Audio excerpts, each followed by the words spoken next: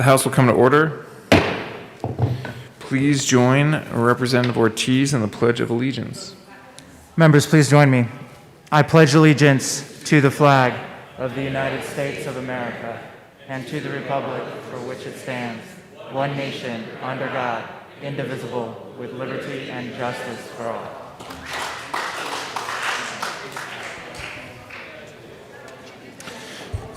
Mr. Gregorio, please call the roll.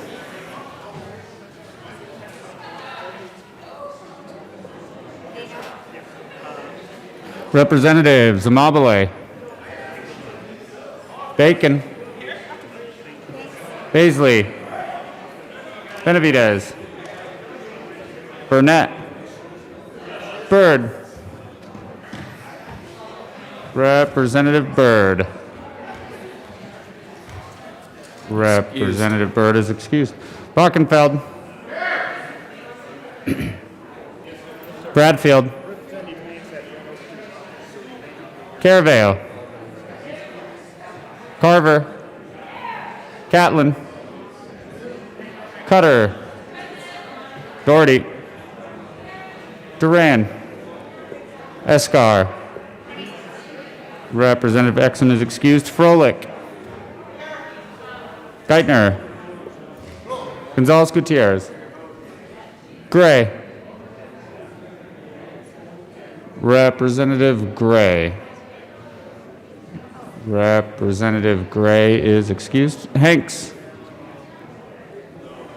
Representative Hanks. Representative Hanks is excused. Herod. Holtorf.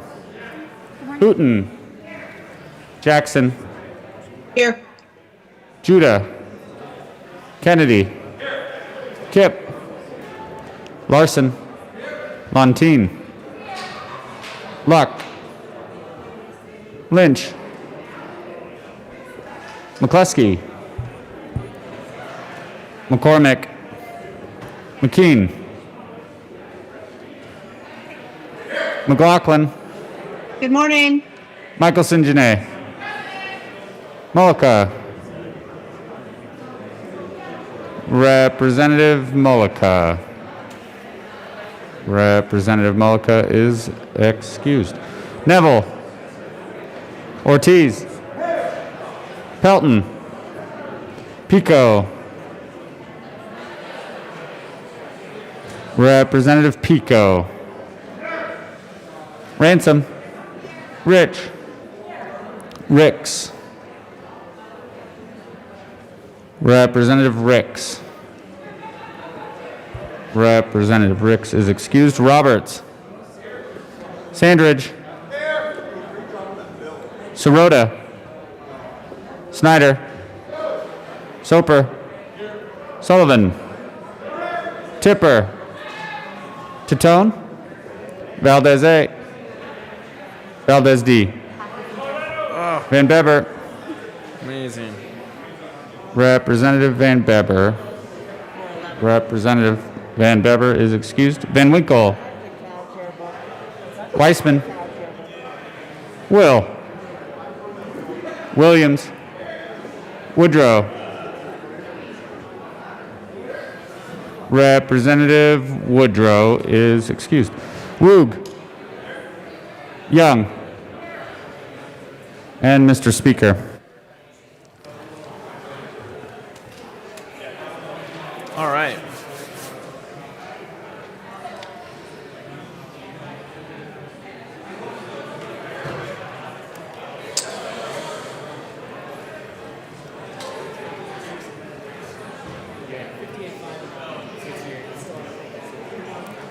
Is the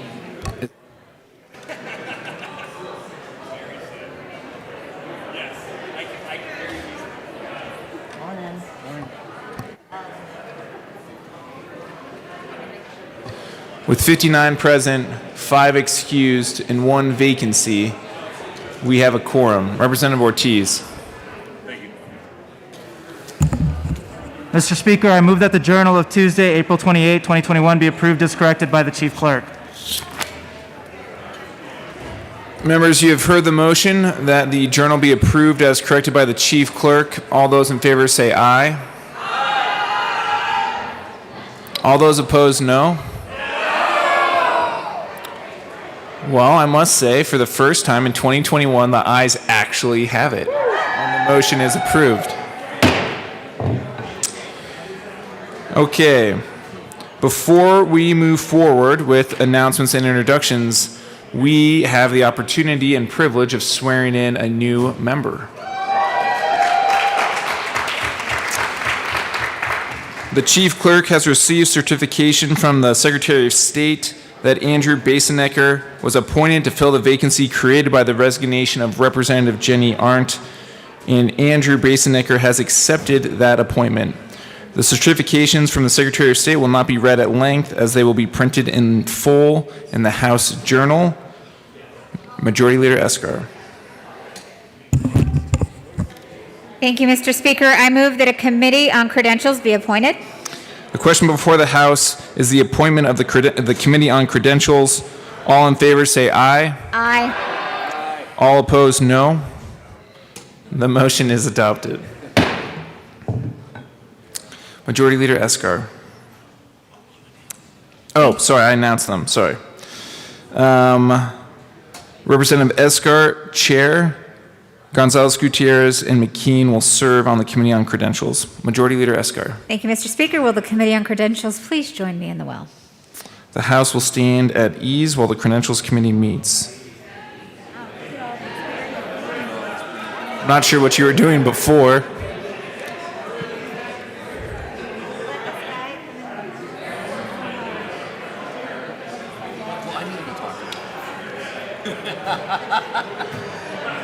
Please don't.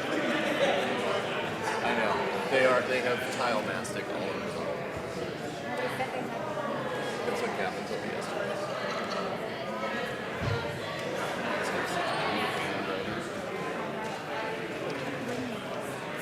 I know you better be good. Thank you, Rob. Majority Leader Eskar. Thank you, Mr. Speaker. The Committee on Credentials has met and made its report, and I request that the report be read.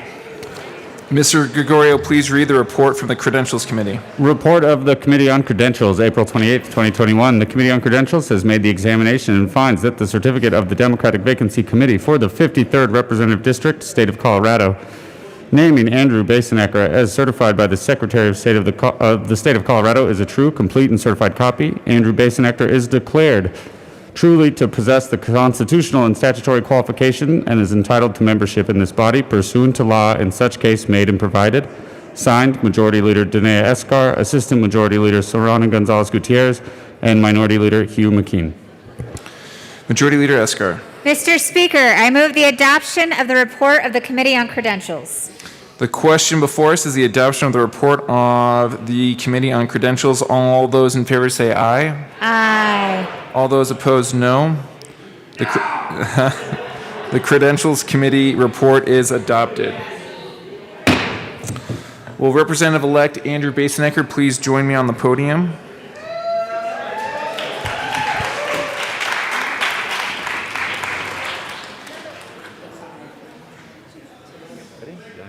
All right, this is okay. Please raise your right hand and repeat after me. I, Andrew Basenecker, I, Andrew Basenecker, do solemnly swear that I will uphold the Constitution of the United States and the Constitution of the State of Colorado, do solemnly swear that I will uphold the Constitution of the United States and the Constitution of the State of Colorado, and that I will faithfully perform the duties of my office to the best of my knowledge and ability, and that I will faithfully perform the duties of my office to the best of my knowledge and ability. so help me God. So help me God. Congratulations.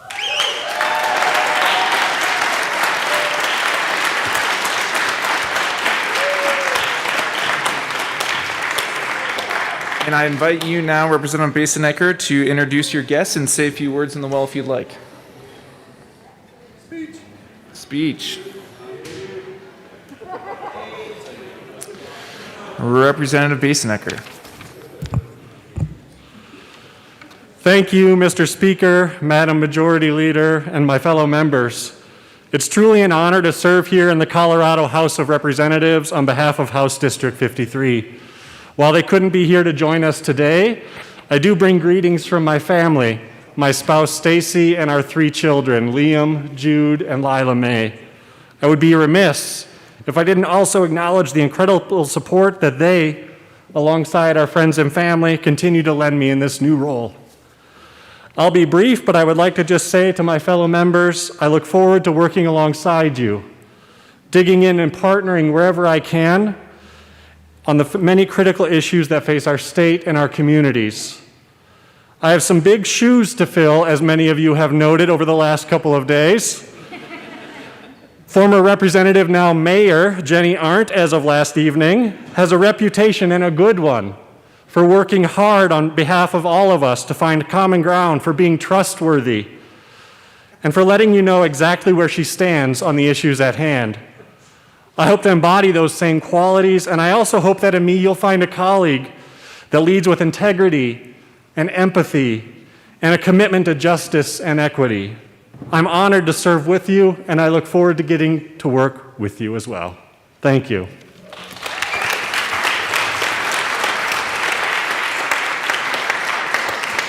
Thank you, Representative Basenecker.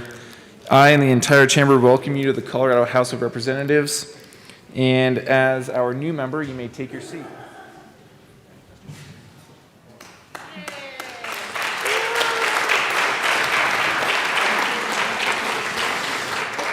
Representative Basenecker has been given the oath of office, and his name is added to the roll call of the House. Mr. Gregorio, please call Representative Basenecker's name, and Representative Basenecker, please respond accordingly. Representative Basenecker.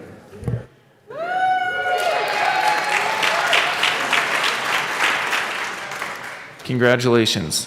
Okay, we will move on to announcements and introductions. Representative Herod. Thank you, Mr. Speaker. Members, I'd like to get your attention, please. I have something very important to announce this morning. As you all know, I'm the chair of the Appropriations Committee, and we have had a lovely morning hearing amazing jokes from our members. But at the end of the day, we have to choose a winner for the best joke of Appropriations Committee this week, title formerly held by Representative Tatone. And this week, I do have a prize, Dove Chocolate Bar. Today's winner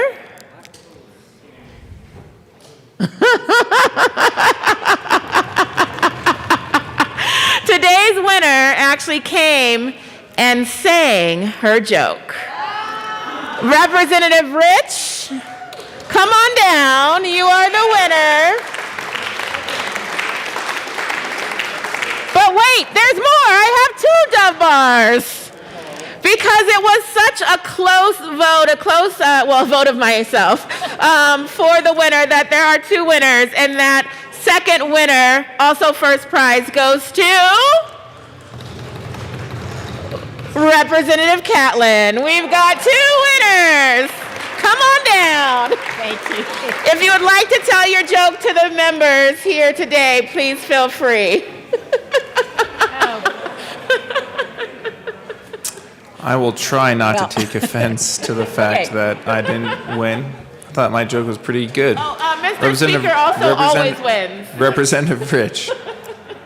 Thank you, Mr. Speaker. This is a much bigger audience than I had earlier. So what does Cinderella say when she lost her camera? Someday my prince will come. You're here. All right, Representative Catlin. I think you got to share your joke with us. Representative Catlin.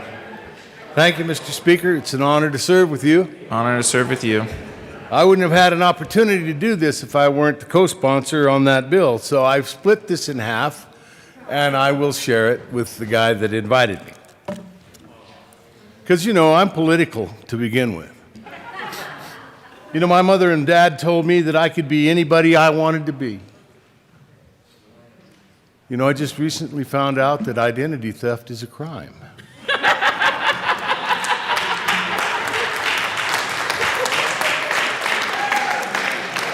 All right. Representative Weissman. Thank you and good morning, Mr. Speaker. I have a real pattern of coming down here for tough acts to follow, but that said, I do have an announcement concerning today's Judiciary Committee business. Members, if you've looked at the screen up here, you'll see we have a fair bit of work in front of us. House Bill 1120, Senate Bill 17, Senate Bill 81, House Bill 1215, House Bill 1251. Due to sponsor timing issues in other committees, we may go a little bit out of order, but we will do all 5 of those bills today. Please also note we're across the way in the Old State Library, formerly known as 271. We're not downstairs today. See you at 1:30.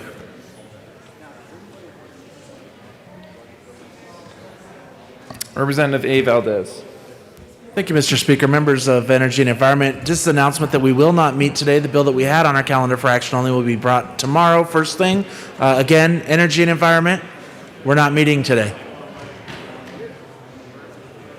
Representative Lantine. Thank you, Mr. Speaker. Health and Insurance Committee members, we have one bill on the calendar, House Bill 1275. It's my bill. It's a great bill. I look forward to seeing you there. Any further? Representative McLaughlin. Thank you. From the wall, I have 2 announcements today. The first is pretty exciting, but the second one is even better. The first one is that Education Committee is going to be meeting today at adjournment. We're going to be listening to Senate Bill 104, and we're also going to be having a little CDE presentation. But the second announcement is that if for anybody who has gone to college, who has kids going to college, who knows somebody who's gone to college, who represents somebody who's gone to college, this Friday is Decision Day. And so I want all of you to wear something that represents a college that you either went to, that's in your district, that you love, that you adore. And I want everybody to kind of celebrate that everybody who's going to college will officially find out Friday where they are going to school. So make sure this Friday you wear something from a college. Thank you very much. Thank you, Representative McLaughlin. Seeing no further announcements or introductions, and Representative Madam Majority Leader. Thank you, Mr. Speaker. I have a tribute that I would like to be read at length. Members, there's a tribute. Mr. Gregorio. State of Colorado, the Senate and House of Representatives convened in the 73rd General Assembly hereby recognizes April 28th as Denim Day in Colorado.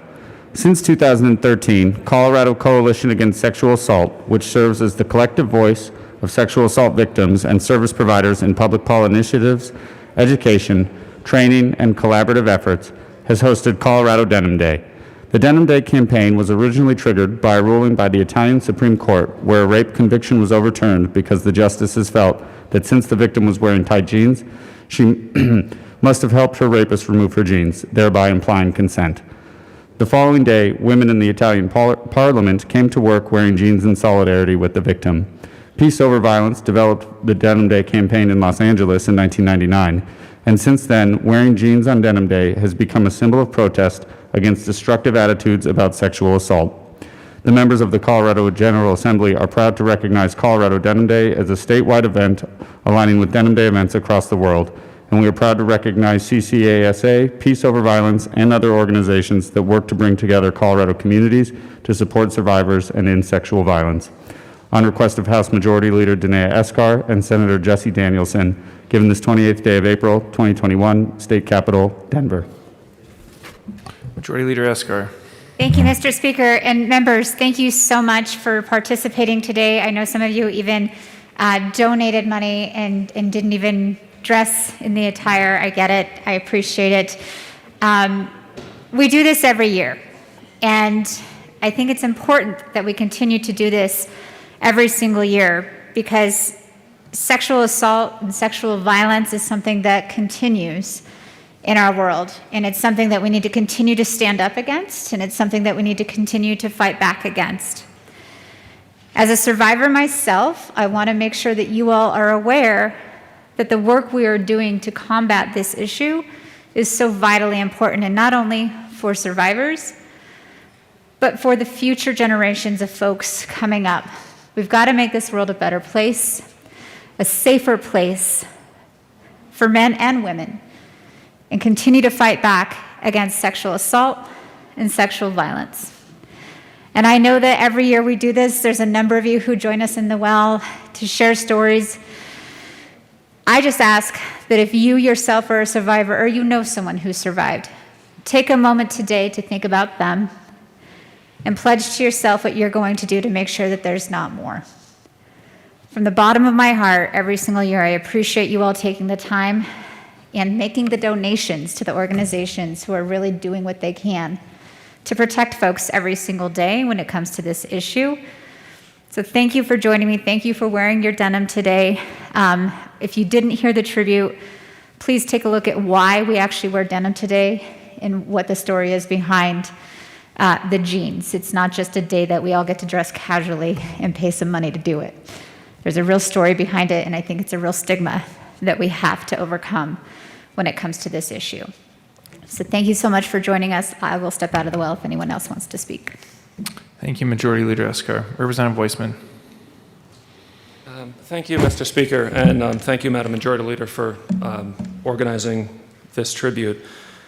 I think we all need to understand that this is an offense that knows no boundaries as to orientation or gender. But I think data do show it is women who are victimized most. It is women who are most, although not all of the survivors. I'm down here in part because, that notwithstanding, I don't think it should just be women who are speaking out on this issue. I think this weighs on me more heavily than any year it has in the past, owing in part to just some of what we've had in judiciary and the fact that in that committee in particular, we are all confronted in a very, very grave way with what these offenses do to people, with the consequences that can be lifelong and frankly, in some cases, even fatal. So I think it's very appropriate that we pause and do this today, that we manifest our support for the issue, that we contribute, to an organization that is active in that space in our state, and we know this is going on around the country in other states too. I think, I'm lucky. I'm not a survivor.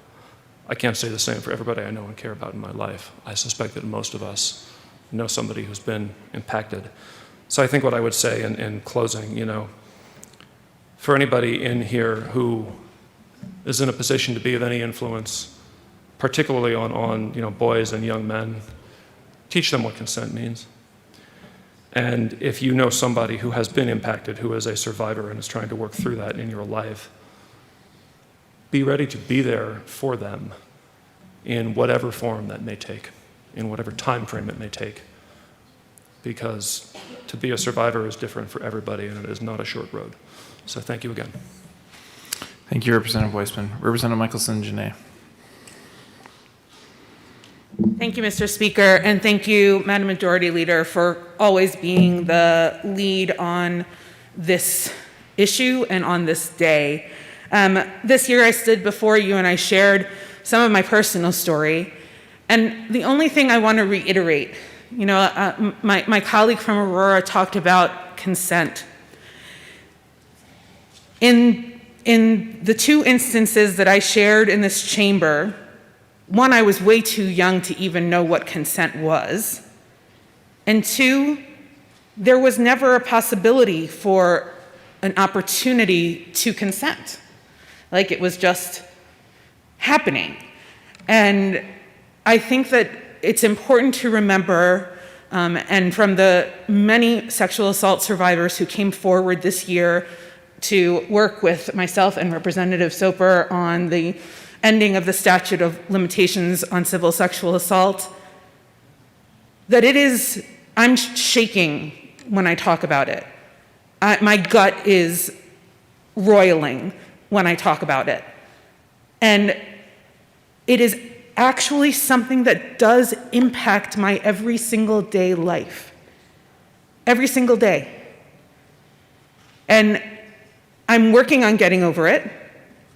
And here we are, and I am 48 years old, and it impacts my every single day. So when you think about what's going on in the world, and we talk about healthy sexual relationships, because there should be healthy sexual relationships. This is how we continue to perpetuate society, right? Healthy sexual relationships. How do we start learning, and when do we start learning about what is appropriate, what is inappropriate, and how to prepare yourself to not be assaulted, right? We're putting, again, the weight on the women, or on the victim, because it's not only women.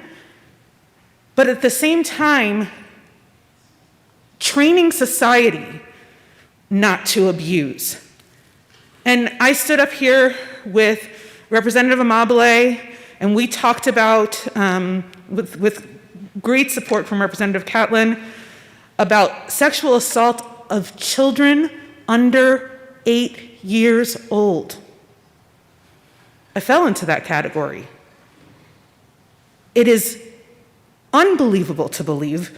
It's hard to believe. It's hard to imagine where there is a sexual attraction that would cause that for an adult against a child.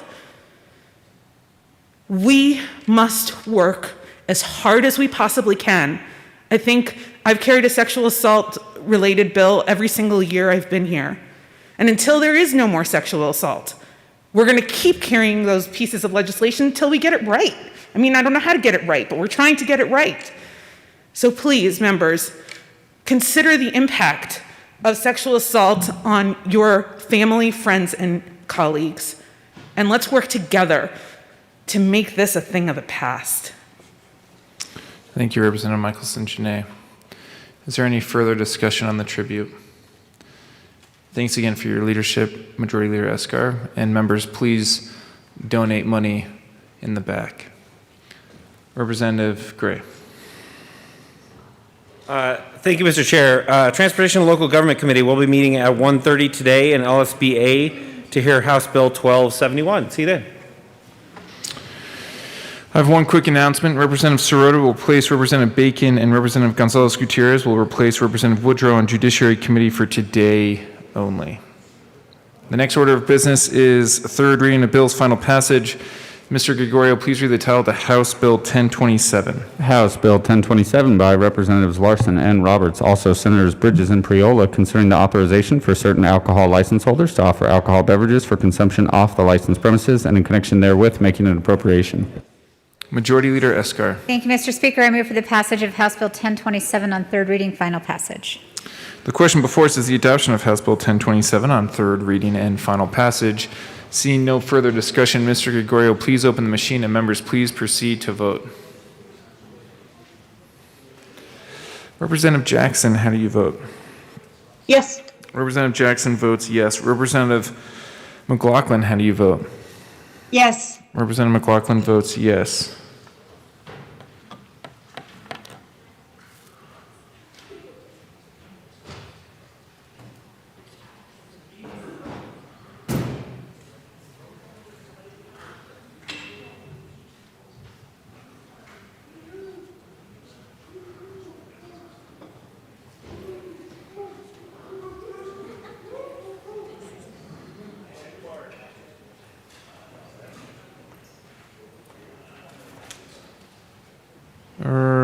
Representative Callan is excused and fined one candy bar.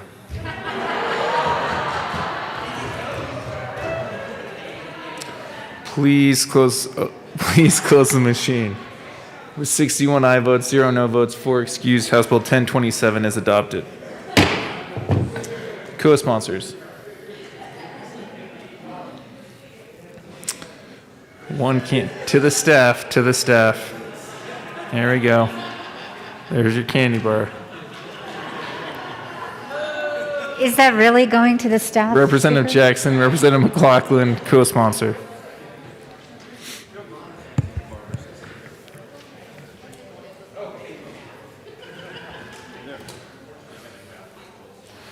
Please close the machine. Mr. Gregorio, please read the title of the House Bill 1142. House Bill 1142 by Representative Bacon, also Senator Gonzalez, concerning measures related to eyewitness identification techniques and in connection therewith requiring reporting data related to eyewitness techniques and regulating the use of show-up identifications. Majority Leader Escar. Thank you, Mr. Speaker. Before I make a motion, I'm very curious how that candy bar is mysteriously not going to end up in your office versus for the staff, but that's okay. I hope, for everyone's sake, that I don't consume that sugar. True, I agree with that. Okay, with that, I move for the passage of House Bill 1142 on third reading, final passage. Representative Bacon. Thank you, Mr. Speaker, and thank you, colleagues. I just wanted to take this last moment to share with you, after passing the amendments yesterday, I have confirmed that we do, that the chiefs of police now support this bill. We have also worked with the sheriffs and the district attorneys to commit, and I wanted to say here from the floor, to make some technical adjustments around lighting and body-worn cameras, as they are no longer in a position to where they oppose this bill. I'd also like to thank the 200 faith communities from Together Colorado who reached out to each other and to all of us with doing multiple stakeholder meetings to be able to bring this topic to us. Some of the communities span across the state. We have heard from Reverend Valerie Carlson in Grand Junction, Reverend Karen Winkle in Montrose, and Pastor Robert Kipley from all the way from Canyon City. I'd like to also say thank you to the Battle family, particularly the incident that started this work, started with a young man, Charles Battle Jr. He is here today. He and his family, Sharon Battle and Charles Battle Sr., turned their fear and frustration into community activism and partnership. They worked hand in hand with Denver Police Department to think through these regulations. And I just wanted to share them with you as an example of how community can work together, especially in times like these. So thank you to the Battle family for coming today.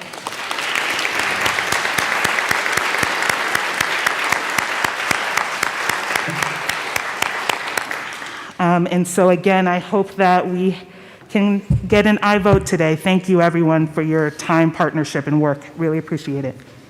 Thank you, Representative Bacon. Representative Carver.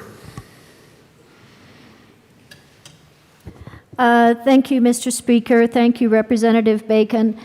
While I was a no vote in committee, Rep. Bacon has done a wonderful job in working with the stakeholders to, again, make this process work, as well as meet the goal of reducing the unreliability in some of these show-up ID procedures. And so I will be a yes vote on the bill. Thank you, Representative Carver. Representative Holtorf.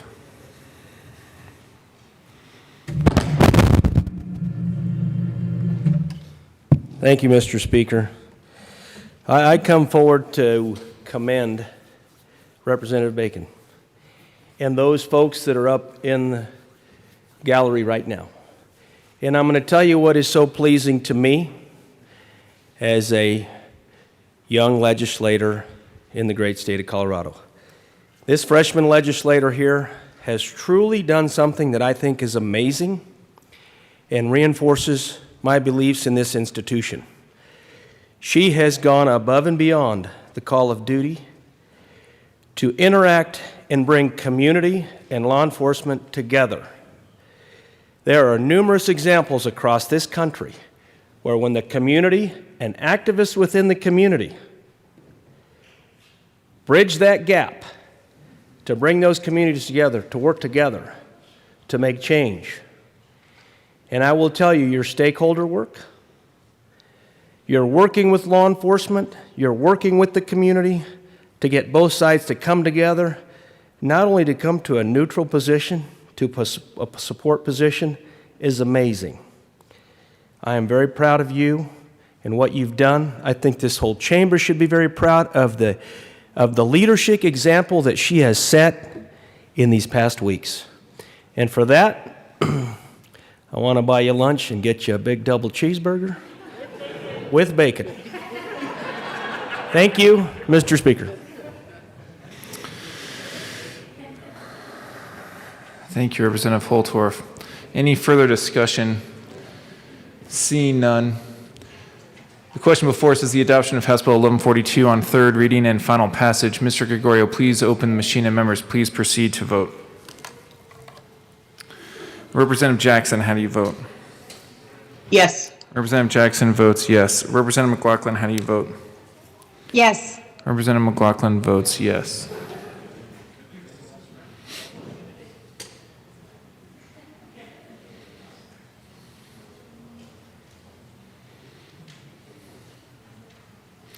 Please close the machine. With 45 aye votes, 17 no votes, and 3 excused, House Bill 1142 is adopted. Co-sponsors. Representative Jackson, co-sponsor.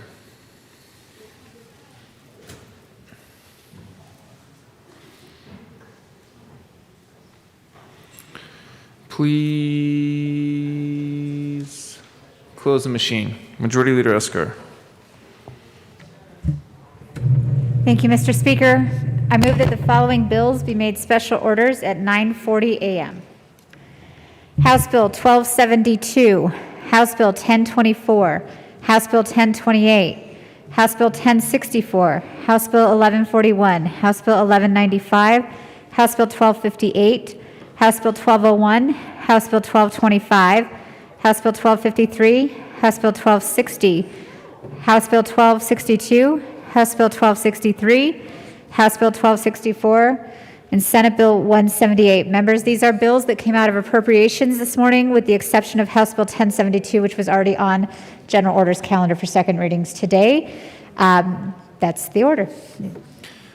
Mr. Gregorio, reports of committees of reference. Committee on Appropriations. After consideration of the merits, the committee recommends following House Bill 1024 be amended as follows and be so amended be referred to the committee of the whole with favorable recommendation. House Bill 1028 be amended as follows and be so amended be referred to the committee of the whole with favorable recommendation. House Bill 1064 be amended as follows and be so amended be referred to the committee of the whole with favorable recommendation. House Bill 1141 be amended as follows and be so amended be referred to the committee of the whole with favorable recommendation. House Bill 1195 be amended as follows and be so amended be referred to the committee of the whole with favorable recommendation. House Bill 1201 be amended as follows and be so amended be referred to the committee of the whole with favorable recommendation. House Bill 1225 be, after consideration on the merits, the committee recommends fine. House Bill 1225 be referred to the committee of the whole with favorable recommendation. House Bill 1253 be referred to the committee of the whole with favorable recommendation. House Bill 1258 be referred to the committee of the whole with favorable recommendation. House Bill 1260 be referred to the committee of the whole with favorable recommendation. House Bill 1262 be amended as follows and be so amended be referred to the committee of the whole with favorable recommendation. House Bill 1263 be amended as follows and be so amended be referred to the committee of the whole with favorable recommendation. House Bill 1264 be amended as follows and be so amended be referred to the committee of the whole with favorable recommendation. Senate Bill 178 be referred to the committee of the whole with favorable recommendation. Committee on Health and Insurance. After consideration on the merits, the committee recommends following. House Bill 1232 be amended as follows and be so amended be referred to the committee of the whole with favorable recommendation. Committee on Transportation and Local Government. After consideration on the merits, the committee recommends following. House Bill 1254 be amended as follows and be referred to the committee on Finance with favorable recommendation. Thank you, Mr. Gregorio. The motion before us is the bills laid out by the Majority Leader be made special orders at 9:40 a.m. Seeing no objection, those bills will be made special orders. Representative Froelich.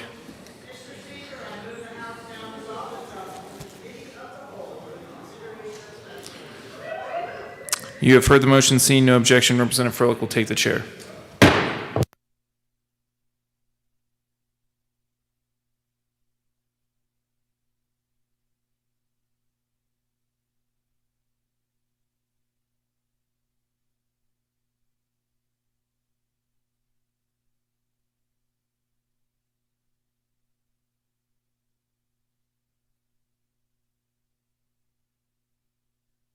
Order. With your unanimous consent, the bills will be read by title unless there is a request for reading a bill at length. Committee reports are printed and in your bill folders. Floor amendments will be shown on the screen and on your iPads. Bills will be laid over upon motion of the Majority Leader. The coat rule is relaxed, and those paying are allowed to wear denim as well.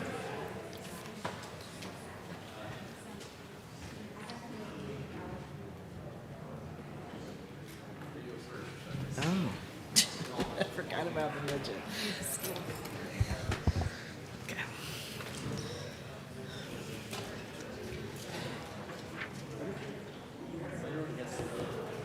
That's true.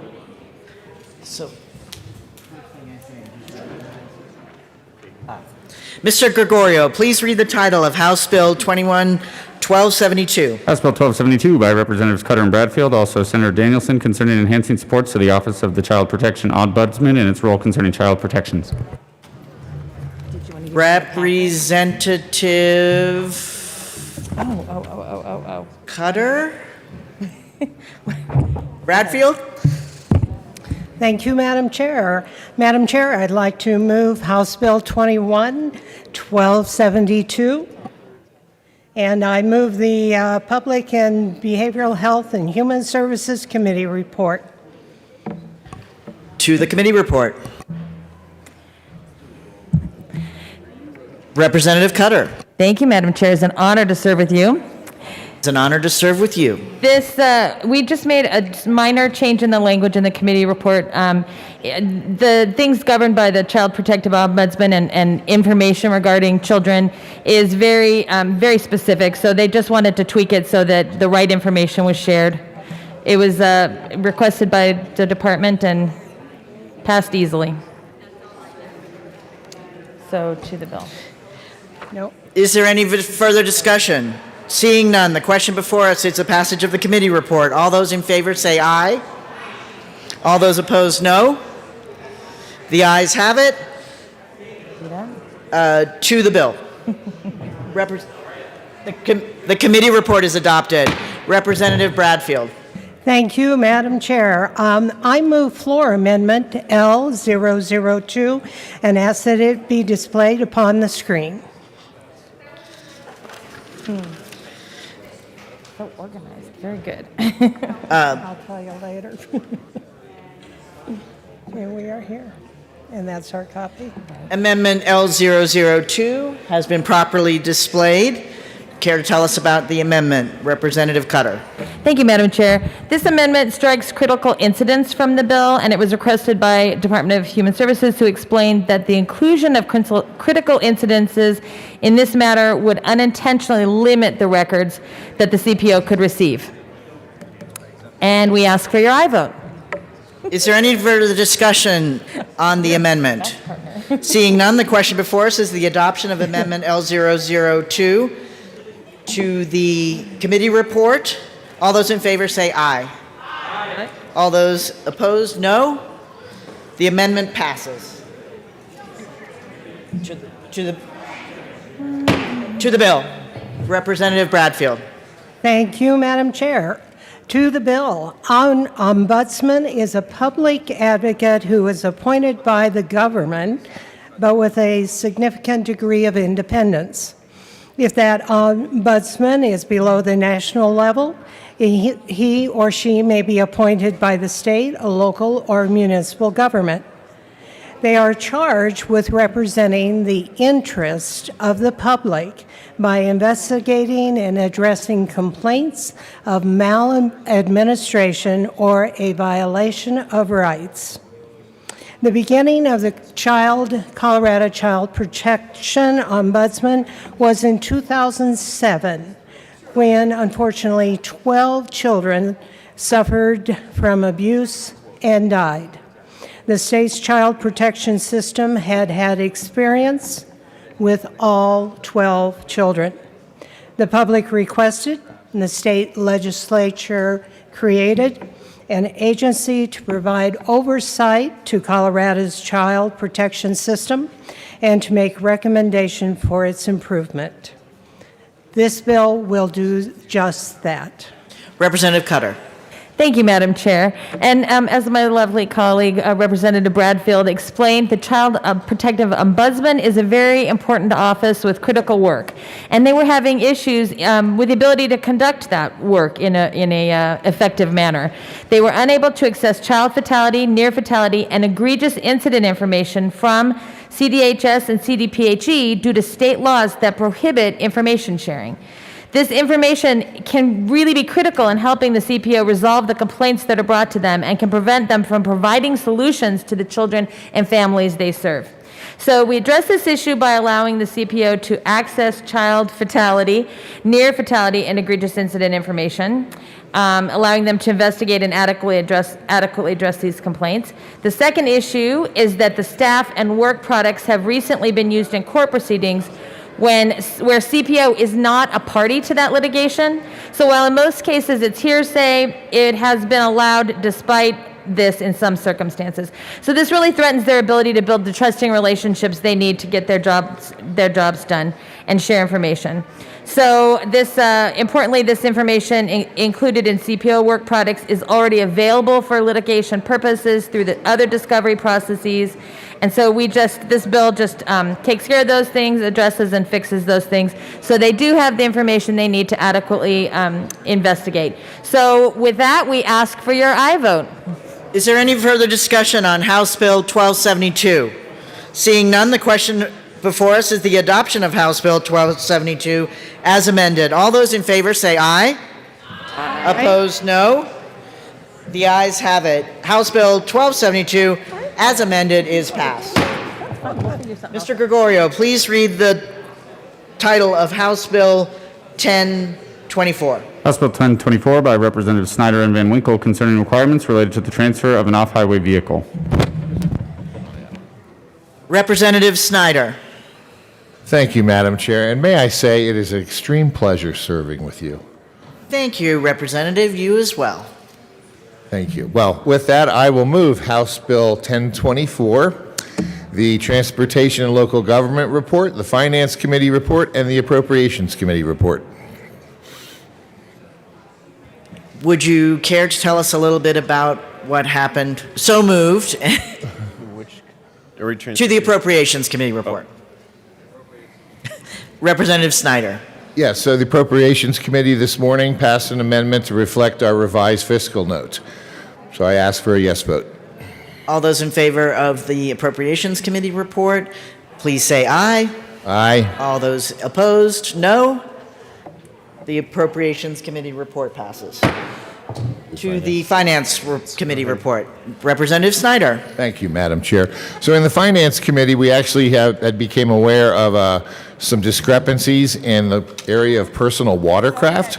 So we had an amendment that brought those into alignment with the rest of this. And for those who may be concerned, that does not cover submarines. So I would ask for an aye vote. All those in favor of the Finance Committee report, say aye. Aye. All those opposed, no. Finance Committee report and its personal watercraft passes. To the Transportation Local Government report. Thank you, Madam Chair. In the Transportation Committee, we did pass an amendment that did two big things. One, it extended the grace period, the sales tax holiday, by an additional year to the year 2023, and also we changed the safety clause to a petition clause. All those in favor of the Transportation Local Government Committee report, please say aye. Aye. All those opposed, no. The Transportation Local Government Committee report passes. To the bill. Representative Snyder. Thank you, Madam Chair.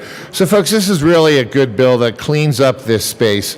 You know, OHVs, as like many things, were already on the rise, their usage, but with the pandemic, they've really become even more popular. So we already have approximately 205,000 OHVs in Colorado. They weren't required to be titled prior to 2014. It's important to remember that the agricultural exemption still applies. So if you're getting a 4Runner or a snowmobile just for your purposes of using on your farm, this bill will not affect you at all. But the idea here is to really get a handle on the hundreds of thousands or so that we have that are not titled. So we're creating a grace period that allows them to come into compliance. This has a lot of benefits for folks. With that, as far as getting a lien, borrowing against the vehicle, having a smooth transfer for law enforcement to track that in case of a theft or whatever. So it really is, this came from the industry, from the power sports dealers, and from the user groups. So with that, I would ask for your yes vote. Representative Van Winkle. Thank you, Madam Chair. And yes, these off-highway vehicles, these aren't kids' toys we're talking about. These are vehicles that cost up to $35,000 or even more once they're modified and improved and things like that. And currently, we just have kind of an awkward setup for the people of Colorado, whereas a title must be accompanied when it's sold by a power sports dealer, but that title right now doesn't have to follow the vehicle the rest of its life once it's resold. So we have a very awkward setup where there's lots of these that once they get stolen, they're impossible to track back to the original owner. Or essentially what we're saying here is that if you have your vehicle titled and you sell that vehicle, the title needs to go with the vehicle to the new owner. And we're also including a 2-year tax holiday, essentially. So once, if you forgot to do that and you'd like to do it, you can do it tax-free for 2 years and just get everyone up to date. Representative Williams.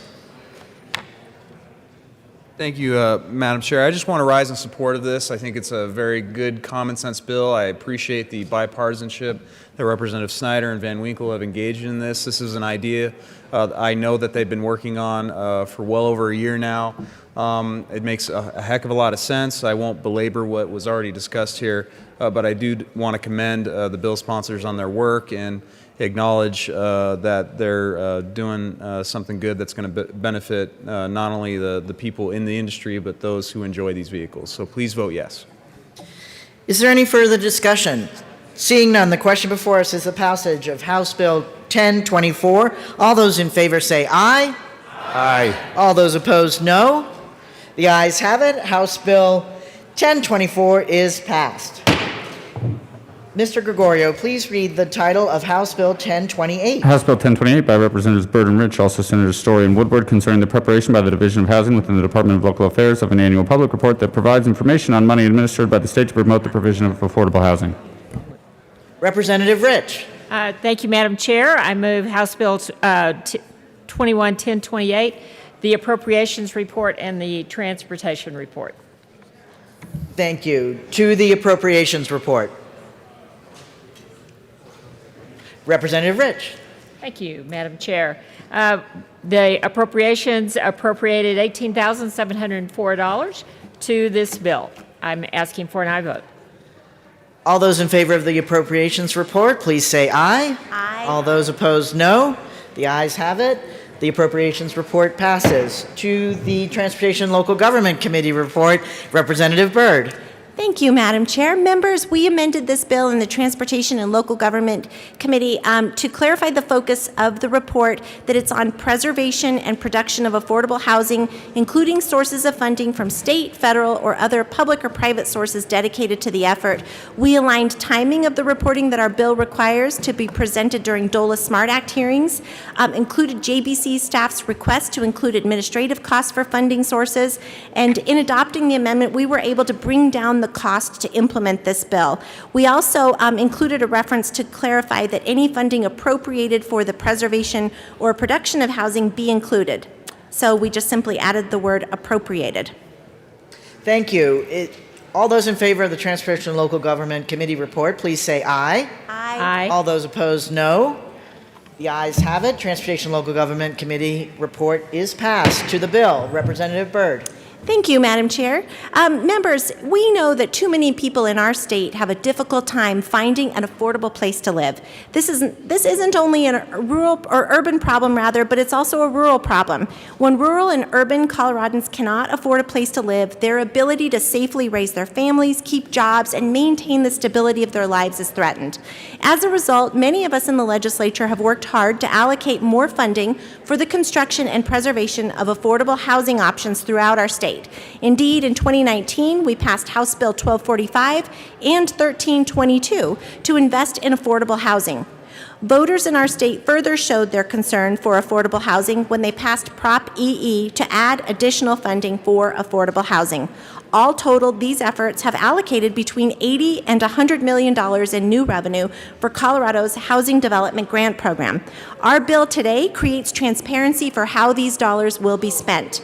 As our state works to make home an affordable reality for more families, we need to make sure that we are supporting meaningful options for Coloradans.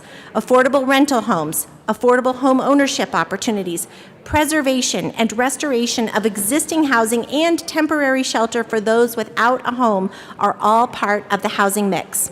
Our bill will require an annual report to show the total dollars received by the Division of Housing from state, federal, and other types of funds. And it will require an accounting for the different types of housing options that these funds have been deployed to support. This data can then be used by policymakers such as ourselves and by housing advocates to make sure that the funds we have are supporting enough of the right types of housing to meet the needs of Colorado families. I urge an aye vote. Representative Rich. Thank you, Madam Chair. I want to thank Representative Burt. She outlined that perfectly, and I couldn't agree more with her. And I'm asking for an aye vote as well. Is there any further discussion? Seeing none, the question before us is the passage of House Bill 1028. All those in favor say aye. Aye. All those opposed, no. The ayes have it. House Bill 1028 is passed. Mr. Gregorio, please read the title of House Bill 1064. House Bill 1064 by Representatives Benavides and Amabile, also Senator Story, concerning the implementation of recommendations from the Legislative Oversight Committee concerning the treatment of persons with mental health disorders in the criminal and juvenile justice systems regarding juveniles who have committed sex offenses. Not getting up, so. Representative Amabile? Yes, I'd like to move the Appropriations Committee report The bill and the and bill for 1064. HB 1064. All those in favor of the appropriations? To the Appropriations Committee report. In the Appropriations Committee, they made an appropriation. Can you move the mic into? In the appropriations. All those in favor of the Appropriations Committee report, please say aye. Aye. All those Aye. opposed, no. The Appropriations Committee, the ayes have it. The Appropriation Committee report passes. To the Finance report, Representative Benavides. Thank you, Madam Chair, but there's no finance report to the bill. To the bill. Thank you, Representative Benavides. Thank you. Members, this is a bill that came out of an interim committee on oversight of people with mental health disorders in the criminal justice system. Actually, 3 years ago, it's been a continuing attempt to get it passed. It impacts young people that are have committed a crime that requires them to be on the sexual offender registry. And what we found is that it's extremely difficult for these young people, that they have up to a 400% increase likelihood of committing suicide than other children at the same age. This provides some avenues for them to petition to be removed if they've successfully completed. And it also changes the public nature of the sexual offender registry for juveniles. It's still available for those that need to see if someone's on there, but it doesn't make it public as it has in the past. So I urge a yes vote on the bill. Representative Amabile. Thank you, Madam Chair. I just want to add that this bill, not only does it punish the offenders, but it actually punishes oftentimes the victim and the entire family. And it tears families apart. I spoke to a family in Weld County where this happened, and the family was forced to live separately.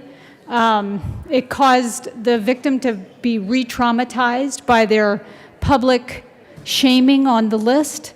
And so these changes are really impactful, and there are a couple of thousand people on the list right now who will benefit from passing this bill, and I urge you to vote yes. Thank you. Is there any further discussion? Seeing none, the question before us is the passage of House Bill 1064. All those in favor say aye. Aye. All those opposed, no. The ayes have it. House Bill 1064 is passed. Mr. Gregorio, please read the title of House Bill 1141. House Bill 1141 by Representatives Hooton and Valdez A., also Senator Bridges, concerning the creation of a license plate for plug-in electric motor vehicles. Representative Hooton.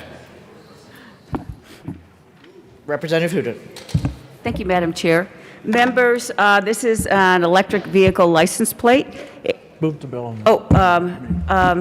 Can you move the bill, please, and the appropriations Yes, report? thank you, Madam Chair. I move House Bill 1141 to the Committee of the Whole. No, to the appropriations and the appropriations report. And the reappropriations report to Thank the Committee of the Whole with a favorable recommendation. Close. To the appropriations report. Okay. Thank you, Madam Chair. I submitted my joke to the appropriations report, and I got a very favorable response to that. But apparently, it was not good enough for a candy bar, so I will try my best next time. The appropriations report approved the bill on a vote to 7-4, I believe. Thank you. All those in favor of the appropriations Representative report, please say aye. Aye. All those opposed, no. The ayes have it. The Appropriations Committee report passes. To the bill, Representative Valdez. Oh. Well, thank you, Madam Chair. It's an honor to serve with you. It is an honor to serve with you, sir. This is a great bill, folks. So essentially what this does, it creates an electric vehicle license plate. For those of us who are electric vehicle drivers right now, we get a sticker that's placed in the front window, but with some legislation that's been passed in the past few years regarding the ability for electric vehicles only to use charging spaces and things like that, this will have the functional effect of easily identifying those cars as we see more and more cars developed with electric powertrains that don't necessarily look like electric vehicles. So this will help to identify those vehicles, and I would ask for an aye vote on the bill. It's great. Representative Hooton. Thank you, Madam Chair. And I might add that there's a little twist to this bill, and that is upon registration of your electric vehicle, you will be issued EV plate. If you choose not to use that EV plate, you have the option of opting out for a standard issue or a vanity plate. Is there any further discussion? Seeing none, the question before us is House Bill 1141. All those in favor say aye. Aye. Those opposed say no. The ayes have it. House Bill 1141 is passed. Mr. Gregorio, please read the title of House Bill 1195. House Bill 1195 by Representatives Van Winkle and Michelson Janae, also Senator Quorum, concerning the regulation of radon professionals and in connection therewith requiring licensure to practice as a radon professional or radon mitigation professional. Representative Michelson Janae. Thank you, Madam Chair, and it is an honor to serve with you. I think you've heard that before today. You as well. I move House Bill 1195 and the committee report. To the appropriations report. In appropriations, I think I made the joke on this one. I made the joke on this one, and they passed the J amendment. I ask for an aye vote. All those in favor of the Appropriations Committee report, please say aye. Aye. All those opposed, no. The ayes have it. Appropriations Committee report is passed. To the Public and Behavioral Health and Human Services report. Oh, I didn't think we had one. Oh, just in case, yeah. I move the Public Health Committee report. All those in favor of the Public and Behavioral Health and Human Services report, please say aye. Aye. To the report. To the report. Sorry. Yes, Representative Michelson today. Thank you, Madam Chair. In the committee report, we made some technical cleanups to make sure that the language aligned appropriately. All those in favor of the Public and Behavioral Health and Human Services report, please say aye. Aye. All those opposed, no. The ayes have it. The report passes. To the bill. Representative Van Winkle. Thank you, Madam Chair. And members, approximately half of Colorado homes have radon levels that are dangerous in the state of Colorado. And as we heard in committee, radon is deadly. It's a leading cause of cancer in Colorado, but it is also avoidable if you know your house has it. And what we're trying to avoid with this bill is the worst case scenario, which is a family moves into a new home, they get tested, probably by the recommendation of their realtor or another, they just know the neighborhood that they're moving into. They get tested and they get faulty results back that they don't know are faulty. So they assume that they and their family are safe. And we've heard many stories like this where it turns out they are not. that the test was done improperly. And in the end, a good family has to deal with a terrible cancer, lung cancer. And it's very sad. And what this bill will do is put safeguards around that profession and make sure that that can never happen. Representative Michelson Janae. Thank you, Madam Chair. All I would like to add is that this does follow DORA recommendations, and we've been working on this for a couple of years, so we're looking forward to creating this safety in Colorado. I ask for an aye vote. Is there any further discussion? Seeing none, the question before us is the passage of House Bill 1195. All those in favor say aye. Aye. All those opposed, no. The ayes have it. House Bill 1195 passes. Mr. Gregorio, please read the title of House Bill 1258. House Bill 1258 by Representatives Michelson, Janae, and Van Winkle, also Senators Buckner and Woodward, concerning establishing a temporary program to facilitate youth mental health services in response to identified needs and in connection therewith, making an appropriation. Representative Michelson Janae. Thank you, Madam Chair. I move House Bill 1258 and the committee report. To the committee report. Thank you, Madam Chair. We have an amendment to the committee report. So I move Amendment L004. Thank you. The amendment is before us and has been properly displayed. And this is to, I'm sorry, we have to do the judiciary, the appropriations report first. So there is no amendment to the appropriation. No, I'm good? Okay, very good. So to the committee report, we added language to make sure that certified addiction specialists were allowed under this program, and we added a study so that we can see how many students used the program, how successful it was, and be able to report back to the legislature on how it went. I ask for an aye vote. To the amendment. Representative, would you like to move your amendment? Did you? Okay, sorry. The amendment is properly before us. Is there any further discussion on the amendment? Seeing none, the question before us is the adoption of Amendment L004 to the committee report. All those in favor say aye. Aye. All those opposed say no. The amendment passes. To the bill. Go ahead. Representative Michelson Janae. Thank you, Madam Chair. This is a very exciting bill. Representative Van Winkle and I have been working on school safety for many years now. And one of the things that we discovered in a school safety environment is that stress, anxiety, and trauma lead to environments where violence is possible. And our goal is to create safe homes and communities. Well, all of our students have now gone through the trauma of COVID, and so have we. So we wanted to answer the question of how do we help our kids get back to school in the fall with as little stress as possible? And one of the things that we know is a therapeutic intervention can help our kids plan out their stress and return safely to school.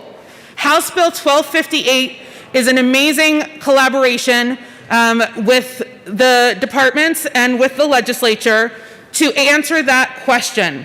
And I will tell you, I was on a town hall for Douglas County, and they specifically said, is Representative Van Winkle on this bill? So really thrilled to have Representative Van Winkle on this bill with me, as we have done this work for so many years. What this bill will do is provide 3 free therapeutic interventions for any child and family that wants it. So no matter where you are in Colorado, no matter where you go to school in Colorado, whether you go to public school or home school or no school, you are eligible to participate in this program. And we hope that with its passage, we will be able to reach as many students in Colorado as possible with both a screening and, if needed, a therapeutic intervention. Representative Michelson Janae, we're just going to quickly pass the committee report as amended. I apologize. So, great.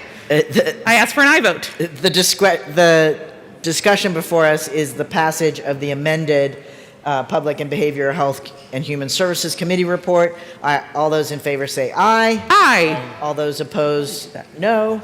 The ayes have it. The committee report as amended passes. Back to the bills. Sorry, Representative Van Winkle. Thank you, Madam Chair. In 1258, it takes immediate action to combat the youth mental health crisis Coloradians are facing today. Our youth has been put through extraordinary stress, in many ways even beyond what we have been put through, because their schools have been shut down, their social activities, their sporting activities all shut down in this past year. So their traditional support network, the traditional friendships have not been there. So what this bill does is it steps up and says, we want to make sure when you go back to school in the fall that you have everything you need. This bill puts the parents with the mental health professionals and the students all working together towards a safer, better mental health. And my sincere thanks to Daphne Michelson-Janae for her many years of work. I said in committee, and I'll say it again, when I retire from this, the People's House, on my Mount Rushmore of accomplishments will be the Michelson-Janae Van Winkle bills to make our schools safer, because it is a top priority for us, and we have done terrific things. This is the latest in the long line of those things. And members, just as Colorado transitions beyond COVID-19, the state's youth need the support of parents, families, communities, and mental health professionals beyond the school walls to address the pain, trauma, and loneliness they are experiencing. This bill addresses that very thing. It gets them the help they need outside of school and to be prepared to go back to school. So I ask for a yes vote. Is there any further discussion? Seeing none, the question before us is the passage of House Bill 1258. All those in favor say aye. Aye. All those opposed, no. The ayes have it. House Bill 1258 passes. Mr. Gregorio, please read the title of House Bill 1201. House Bill 1201 by Representatives Gonzalez, Gutierrez, and Tipper, also Senator Gonzalez, concerning transparency of penal telecommunication service providers and correctional facilities. Representative Gonzalez Gutierrez. Thank you, Madam Chair. I move House Bill 1201 and the Appropriations Committee report, the Finance Committee report, and the Judiciary Committee report. Thank you very much. To the Appropriations report. Madam Assistant Majority Leader Gonzalez Gutierrez. Thank you, Madam Chair. In Appropriations, this bill, they approved the cash funds, as this is going to be funded through cash funds. Ask for an aye vote. The question before us is the passage of the Appropriations Committee report. All those in favor say aye. Aye. All those opposed, no. The ayes have it. The Appropriations Committee report passes. To the Finance Committee report. Representative Tipper. Thank you, Madam Chair. In Finance, sort of working backwards, we did some cleanup that we were not able to get done in the Judiciary Committee. The changes made really came from conversations with sheriffs, with the PUC, to clarifying language. I'm trying to think if there's anything substantive.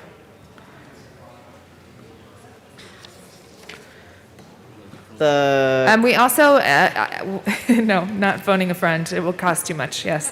Thank you, Mr. Minority The question Leader. before us is a passage of the Actually, Finance Committee report. Sorry, hold on. I'm not done. Sorry. Oh, sorry. So the other thing I just wanted to mention is the goal of the bill is transparency and driving some behavior changes in terms of what it costs individuals who are incarcerated to make phone calls.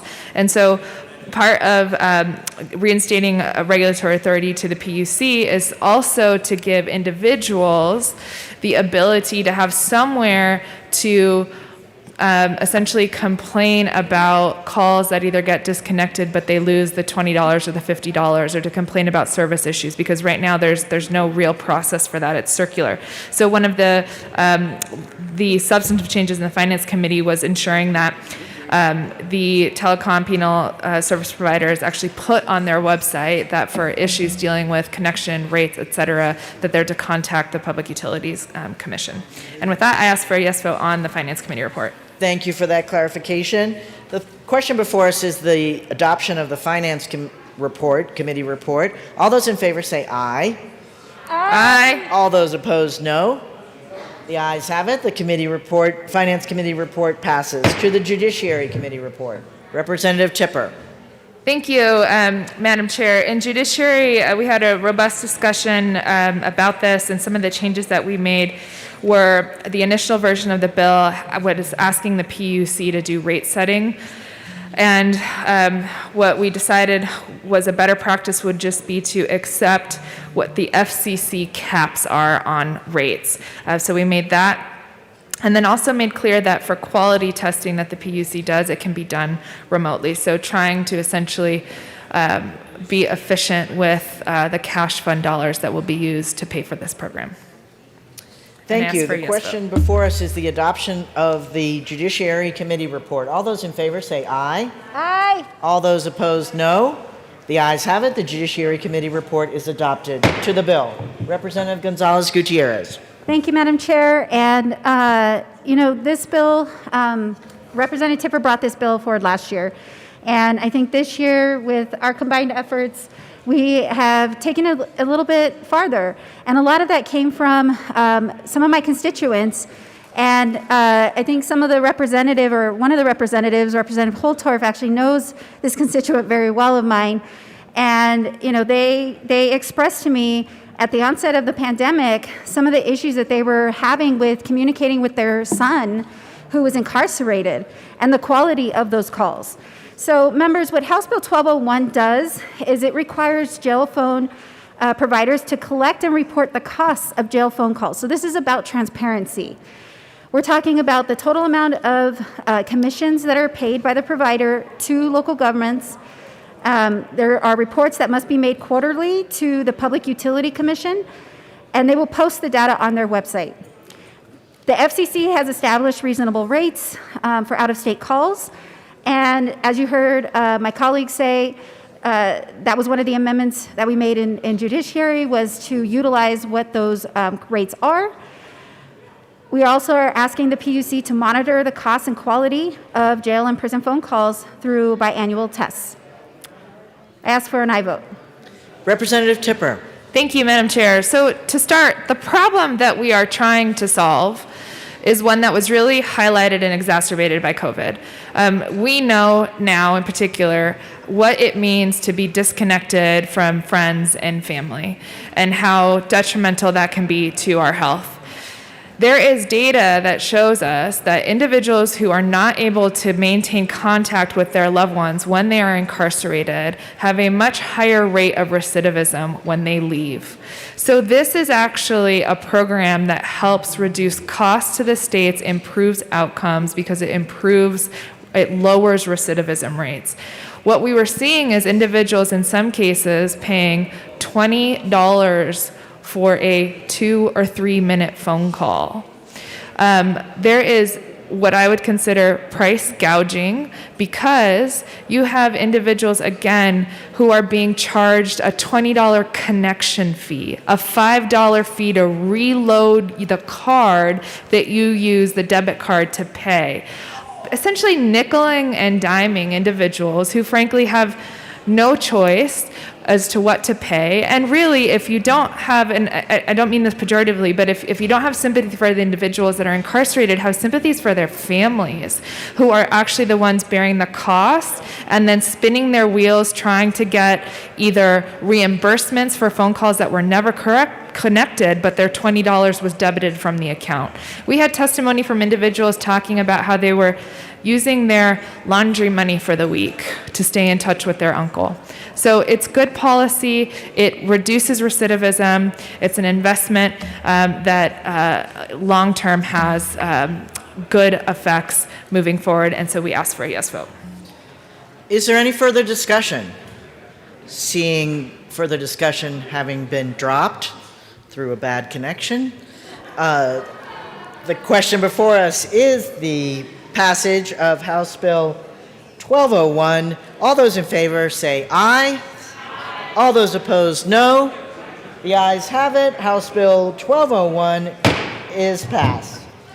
Mr. Gregorio, please read the title of House Bill 1225. House Bill 1225 by Representatives Byrd and Will, also Senators Bridges and Kirkmeyer, concerning the Electronic Recording Technology Board and in connection therewith delaying the board's repeal and sunset review so that the board may continue making grants to counties, extending the filing surcharge collected by county clerk and recorders on behalf of the board, expanding the scope of allowable grants, and extending reporting requirements. Can't remember. Thank you. Where's our appropriation? Representative Hold on. Will or Byrd?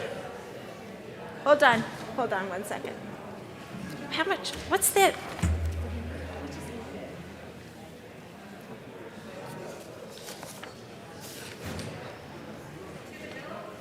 No, we're doing To the bill.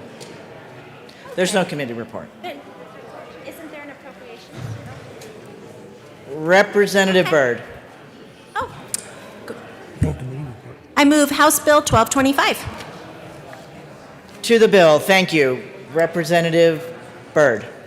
Yes, thank you, Madam Chair. Oops. Members, sorry for the delay here. We're just getting our papers in order. So thank you for taking the time to hear to House Bill 1225. Yes, we moved the bill. So members, just as some background, in the state of Colorado, we have a $1 per document technology fee that was implemented in the 2000s to help counties across the state fund critical technological advancements in recording documents. What our bill does is simply extend this fee and the board that accompanies with it that has offers a grant program for 4 more years. The grant program goes to local counties to help them upgrade and maintain and modernize their election systems and recordation systems. So we ask for an aye vote. Representative Will. Thank you, Madam Chair. It's an honor to serve with you. Thank you. It's an honor to serve with you. So, my co-prime here described it, but you know this board's authorized to impose these these filing fees and surcharge on documents received by county clerks and recorders and use the funding to make grants. I can tell you, two of my counties that I represent received $95,000 grants, and this is, the state of Colorado leads the nation in electronic recording platforms, and thanks to thoughtful and innovative leadership, especially by our county clerks and recorders. But small counties with limited funds rely on sources such as this to stay current and updated on their recording and their equipment. So this thing really helps out rural counties. We still need this, and ask for an aye vote. Is there any further discussion? Seeing none, the question before us is the passage of House Bill 1225. All those in favor say aye. Aye. All those opposed, no. The bill passes. The ayes have it. Mr. Gregorio, please read the title of the most wonderful House Bill 1253. House Bill 1253 by Representatives Froelich and Gray, also Senators Winter and Rankin, concerning a general fund transfer to the local government severance tax fund to fund grants to local governments for renewable and clean energy infrastructure projects and in connection therewith making an appropriation. Representative Gray? Thank you, Madam Chair. I move House Bill 1253. To the bill. Thank you, members. House Bill 1253 is a $5 million grant program to the Department of Local Affairs as part of the broader stimulus package that we're working on right now to try to get people back to work and improve our infrastructure here in our state. This goes into an existing fund that Dole already has to help local communities provide electrification in and around their communities to help our climate, but also help folks prepare for vehicles of the future. And I'd ask for an aye vote. Representative Froelich. Thank you, Madam Chair. This bill, we put in specific language to address geographic diversity, and we're really hoping our rural communities take advantage of these green energy grants to build things like charging stations and solar arrays, and we ask for an aye vote. Is there any further discussion on House Bill 1253? Seeing none, the question before us is the passage of House Bill 1253. All those in favor say aye. All those opposed, no. House Bill 1253 passes. Mr. Gregorio, please read the title of House Bill 1260. House Bill 1260 by Representatives Garnett and Catlin and also Senators Donovan and Simpson concerning transfers of money from the general fund to implement the state water plan and in connection therewith making an appropriation. Representative Catlin. Thank you, Madam Chair. It's an honor to serve with you. It is an honor to serve with you, Representative. Oops. I'd like to move House Bill 1260 along with the committee reports. So moved. To the bill. Representative Catlin or Mr. Speaker? Mr. Speaker. Thank you, Madam Chair. It's an honor to serve with you. Honor to serve with you, sir. I'm excited to be here with Representative Catlin to present House Bill 1260. As all of you know, we have been working in a bipartisan way to get state dollars moving into parts of the state to help stimulate the economy, help people get back to work, and help needed shovel-ready projects get off the ground. And this bill is representative of all of those things. This bill is investing $20 million into the Colorado Water Plan to help communities, small, medium, and large communities, get funding for the projects they need to update their water infrastructure, to make sure that we are moving towards fully funding Colorado's water plan. And as many of you know, it's going to require at least $100 million a year for us to satisfy the needs that have been outlined in that plan. This bill, that I hope everyone supports, is the biggest investment of general fund revenue that we have ever put towards that goal of funding the Colorado Water Plan. I want to thank the diverse coalition from the Environmental Defense Fund to the Cattlemen's Association who have come together to push the General Assembly to invest in the Colorado Water Plan. It's an honor to do it with Representative Catlin, the Vice Chair of the Agriculture, Livestock, and Water Committee. And I'm excited as a fourth-generation Coloradan, where my family were farmers and miners, and I grew up fly fishing on the South Platte, South Fork of the South Platte, that hopefully generations of Coloradans to come will be able to enjoy the state that we love because of bills like these. And so, members, I hope you can support House Bill 1260, and I urge an aye vote. Representative Catlin. Thank you, Madam Chair. To follow up with what Mr. Speaker was saying, I think it indicates to you how important water is to the state of Colorado. We have an individual that lives in downtown Denver and a guy that lives out on a farm, both of us coming to you saying, look, this is important. The future of Colorado, as it says down by the stairs, is written in water. The state has not kept up on what we could be doing because of all the problems we have in the state of Colorado. This bill will give us an opportunity to start towards the goals that were laid out in the Colorado Water Plan. We don't want the water plan to end up just being a dust catcher on somebody's shelf. Here's an opportunity for the state of Colorado to gain some momentum and to start with ways that we can either build projects, conserve more water, but make sure that we still have the Colorado we all came to love and believe in. So this is a good bill. Vote yes. Thank you. Representative D. Valdez. Thank you, Madam Chair. And members, in my district, water is a huge issue, and we need to make sure that we're continuing making progress and moving forward. And I want to thank the bill sponsors for bringing this bill forward, because this is a good bill for water conservation, management, and implementation to the water plan. With that, you have my support. Thank you. Is there any further discussion? Representative Sullivan. Thank you, Madam Chair. And I fully support this bill here, but I do have a question for the sponsors. Seeing that in the month of March, sports gambling in the state of Colorado brought in over $2 billion. My question is, how many Final Four tournaments will it take for the water board to be completely flush and awash with cash? Thank you. Representative, Mr. Speaker. Thank you, Madam Chair. And it would be a pretty remarkable number if the state, if there were $2 billion was bet in 1 month. It wasn't in 1 month. I am proud of the model for sports betting that we've created. The resources, the taxes for Colorado sports betting go towards the Colorado Water Plan. From the get-go, we always knew that this was going to be a drop in the bucket in terms of what is needed for the Colorado Water Plan. And it's going to be a combination of investments like these and additional continued revenue, dedicated revenue to the water plan for us to meet our need. Remember, Colorado's upstream from every other state, so everyone else relies on the water compacts and are downstream from us. So we got to do a better job of conserving our own so that we're not giving it downstream to some of our neighboring states. So with that, again, this is a great bill. Madam Majority Leader Escar.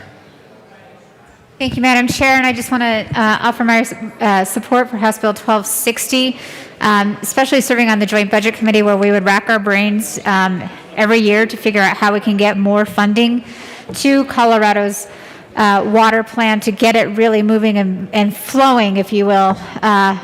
Sorry, I'm not good with puns. I shouldn't try. We really just think that it's a great idea, and the fact that we had this money available to try to put this in, I really appreciate the work that the sponsors have done. I know that they could absolutely use more money at a later date, but I also understand capacity and making sure that the money we're putting out can be spent as quickly as possible to make sure that we are shoring up this plan, and I just appreciate this bill. Thank you. Minority Leader McKean. Thank you very much, Madam Chair. Folks, one of the things that I constantly dwell on down here are the things that we start to do but don't finish, the things that we put down on paper and all agree these are good ideas, and then we sort of fail to implement them because we either run out of money or we run out of what that part of the conversation looks like.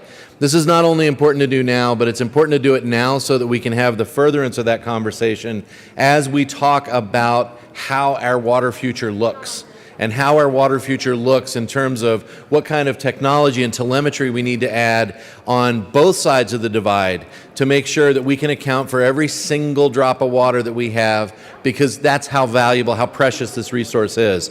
So not only do I encourage a yes vote for this, but also attention going forward of what the water plan looks like as we adapt it over time. So thank you for your words. Everybody is downstream from us, and we have a big responsibility. So thank you. Is there any further discussion? Representative Holtorf. Thank you, Madam Chair. Thank you, esteemed colleagues. I really think that we need to keep things in perspective. Water is the lifeblood of Colorado, and our population continues to grow and will grow exponentially in the next 20 years. And we have underinvested in water and the water plan in this state. I will tell you, even the ranking member and now vice chair of the Ag Committee has pointed out our underinvestment. So anytime we can invest through any means, any vehicle that we can invest in water conservation, water preservation, water storage, water technology, to expand the needs that we have in Colorado for water, we had better step up and do it. I will tell you, I think the priorities aren't great enough this year. If I had my way, we'd spend another 10, 20, 30, 50 million on water. Because that's how important it is to Colorado. The water plan has an opportunity. Leadership is bringing that opportunity, and it is time to, without hesitation, get behind that opportunity in this particular legislation brought forth by these fine leaders. So I'm a yes vote.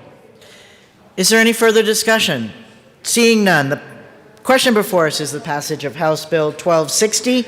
All those in favor say aye. Aye. All those opposed, no.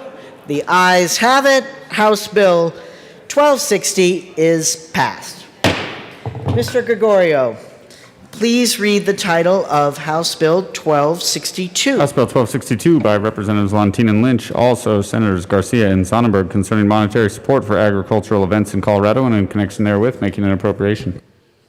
Representative Lantin. Thank you, Madam Chair. I move House Bill 1260 and the Appropriations Report, Committee Report, 1262, sorry. Thank you. To the Appropriations Committee report, Representative Lantin. Thank you, Madam Chair. While this does have a significant fiscal note, we passed that out of the Ag Committee. The change made in appropriations was a purely technical one, and I asked for an aye vote on the committee report. The question before us is the adoption of the Appropriations Committee report. All those in favor say aye. All those opposed, aye. Aye. Aye. All those opposed, no. The ayes have it. The Appropriations Committee report is adopted. To the bill, Representative Lynch. Thank you, Madam Chair. It's an honor to serve with you. Thank you. It's an honor to serve with you. And I'd like to add, I did not get your joke in appropriations. Just it never resonated. This is an exciting opportunity for us to do what we can do here to stand up for events like the stock show and the state fair and help them through their tough time in COVID. I'm a small business guy, and so you look at where you put money in investments, and this is a very small investment that will bring huge returns. The amount of money that we're doing today will allow this stock show and the state fair to move forward, and the return will be multiple times what we're doing today. So it's a good bill. Vote yes. Representative Lontine. Thank you, Madam Chair. So this is one of the stimulus bills that the Speaker referred to, and another bill before us as part of a package that we found money for as a state to put and invest in different areas. And this particular investment is in our agricultural events. And this, for me, as a member of the Denver delegation, is about our Western heritage that we are preserving with the stock show and also the state fair, Madam Majority Leader. And I just want to say that the stock show is not just about Colorado, but it's about our Western heritage in general. I have family up in Montana. I was telling Representative Lynch, a cousin who raises sheep and teaches ag in the small town where he lives. And he brings his students down to the stock show every couple years or so. And you know, this is a draw for the whole country. I was up there last summer, and I had multiple relatives come to me and ask, is the stock show going to happen in January? And I'm like, I don't know, because, you know, we've really been in an upheaval with COVID. The stock show generates over $100 million in economic impact and state tax revenue every year that it has been here. This is a huge investment. They do not and have never taken state money before. They've always been able to operate on the revenue that they've generated. And so this is a small investment, as Representative Lynch says, to make sure that they remain viable and a part of our Western heritage. And I ask for an aye vote. Representative Valdez D. Thank you, Madam Chair, and it's an honor to serve with you.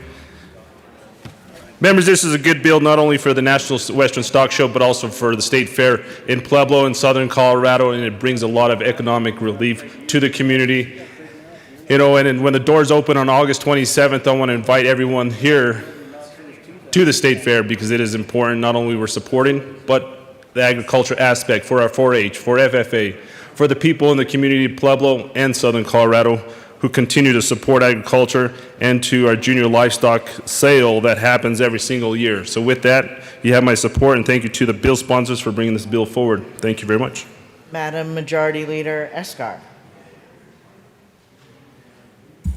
Thank you, Madam Chair, and I rise in support of House Bill 1262. When we first started having conversations around what the state needed to actually rebound and recover, agriculture absolutely came up, and we started digging deep to see exactly what it was that our agricultural industry needed. And while there are other bills that address other agricultural issues, we would be remiss if we didn't really look at these big agricultural events.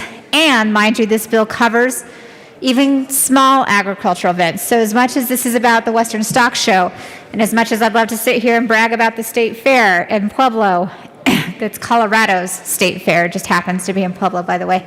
I want to make sure that we highlight and people understand that within this bill itself are these smaller agricultural events that are happening across the state that took a hit as well because of COVID, and we want to make sure that every one of these events have the ability to rebound. We know that this isn't, this is a one-time infusion of money to really make sure that they can rebound get their programs back on and get the money flowing again back into agriculture. So with that, I thank the sponsors for running this bill and for including the Colorado State Fair, but also the small guys whose names don't get to make a list like this. So thank you. Representative Holtorf, right on up.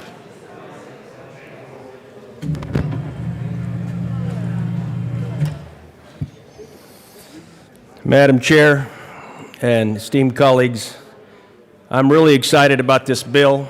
I'm really excited about the investment that Colorado is going to make in supporting our Western heritage, our agricultural institutions, and our agricultural base in a time when it appears agriculture is under attack from many external forces, some of those forces out of this state trying to change what is Colorado, trying to change what is agriculture, trying to change what is our Western heritage. Those are things that I support and deeply care about, and this shows the state and those people that are trying to undermine agriculture and our Western way of life that we are going to underwrite who we are, what we do. We're going to bring back the National Western Stock Show, which was unable to do what they needed to do last year because of COVID-19. We're coming back in 2022, bigger, stronger than ever. The state fair's coming back, bigger, stronger than ever.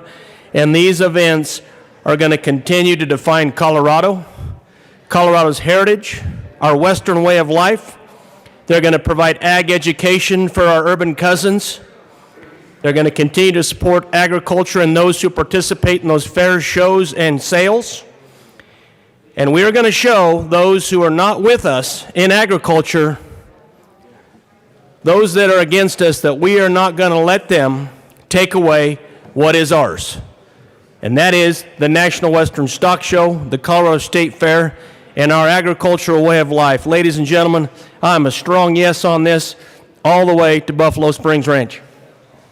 Representative Pelton. Thank you, Madam Chair.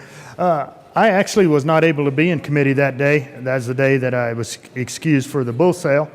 But I wished I'd have been there to vote yes. This bill is great for agriculture. These agriculture shows that weren't able to have their events last year, it hurt big through no fault of their own. And now agriculture has become the #1 industry in this state. So any of these shows we need to support to showcase our #1 industry in this state, which is agriculture. So I'm a wholehearted yes for this bill. Representative Will. Thank you, Madam Chair. It's an honor to serve with you. You It's as all well. been said, but this is, I couldn't support this anymore. This is a great thing for agriculture. It's a great thing to continue these traditions that we've had in this state. I can tell you, since I was a little kid, last year was the first time I missed a stock show since I can remember. And been involved with that. It's like going through withdrawal and we don't have the National Western Stock Show and the State Fair and all these. And it was said, about the 4-H and FFA. These are all great programs. I was a benefit of a catch-it-calf deal when I was about 11 years old at the stock show. So it's a tradition we need to continue, and all of these ag shows across the state, we need to keep going, and this bill will help do that. I couldn't support it anymore. Thank you. Is there any further discussion? Representative Catlin. Thank you, Madam Chair. I couldn't let an opportunity go by to say how much that I do support this bill, but I do know that some of you put in a lot of work early on. Started talking about the stock show before we even took up session this year. And it's good to see those kind of efforts turn out and produce something like this bill. Thank you to both sponsors. The other thing is that with agriculture, it quietly sits at the edge of town doing its job. We don't know particularly if it's doing well or if it's doing poorly, because one of the problems with ag is that it's very, very stoic. It won't tell you when it's doing well, and it doesn't stand around and bellyache when it's not. But one of the things we need to be aware of in the state of Colorado is that it is struggling. Agriculture is having a struggle right now. Prices, terms and conditions, weather, water, all of those things that make up ag in the state of Colorado are at risk, which puts Colorado at risk. If we don't have a vibrant agricultural community, we won't be the Colorado that we recognize. So the reason I'm here on the stock show is the stock show is one of those things that helps us project to the rest of the world how valuable agriculture is, how good a lifestyle it is, and that it's very entertaining to come to the state of Colorado and have fun at the National Stock Show. It helps Denver, but it also helps all of the state of Colorado. And I'd be remiss if I didn't talk about the State Fair in Pueblo. We need the State Fair. We in agriculture need it badly because it lets us showcase what we do here, and it lets us showcase our kids. The future of agriculture gets an opportunity to show off and to be recognized by their peers and by the rest of the state. Thank you for the support on this bill. This is a good one. Vote yes. Thank you. Representative Larson. Thank you, Madam Chair. It's an honor to serve with you. Honor to serve with you, sir. So, members, I figured I'd come down. We always hear about the urban-rural divide, and one of the few urban Republicans, urban being a relative term, of course, just speak about the importance of this bill from my perspective. I grew up in the suburbs, and you know, agriculture for me growing up was the steaks that I was able to buy at the grocery store, but there was never really a connection for me that those steaks were actually grown in ranches in Colorado. And the only connection that I ever had to agriculture growing up was going to the stock show and realizing that these are people that live in our state. This is an industry that exists in our state, and it is one of the few times when really the rural-urban divide gets bridged. And for people that grow up in Denver, I'm sure there are many of us here that have fond memories of going to the stock show, seeing agriculture, realizing what an important and huge part it is for our state. So not only for those that represent the areas that are producing agriculture, but for those of us that enjoy those products and maybe aren't aware that they're grown here and that it is an important part of our state's economy, this is vital for maintaining that connection from the Front Range to those other parts of the state, because I'll tell you, I lived it personally. And I know there are millions of families in the Front Range that are probably similarly situated to me, where their only real connection to ag is when they get to go to the stock show and see those people. So this is a great bill that will hopefully keep a true Colorado institution here. I know we are in danger of losing it because of some things that happened, but we cannot let this disappear and go to Oklahoma. The Denver Stock Show is too important to people that live in the suburban corridor, and I strongly support it. Thank you for bringing it. Is there any further discussion? Would anyone else like to saddle up and come to the well? Seeing none, the passage before us is House Bill 1262. All those in favor say aye. Aye. All those opposed, no. The ayes have it. The House Bill 1262 is passed. Mr. Gregorio, please read the title of House Bill 1263. House Bill 1263 by Representatives Roberts and Soper, also Senators Rodriguez and Heisey, concerning the creation of the Colorado Meeting and Events Incentive Program and in connection therewith making an appropriation.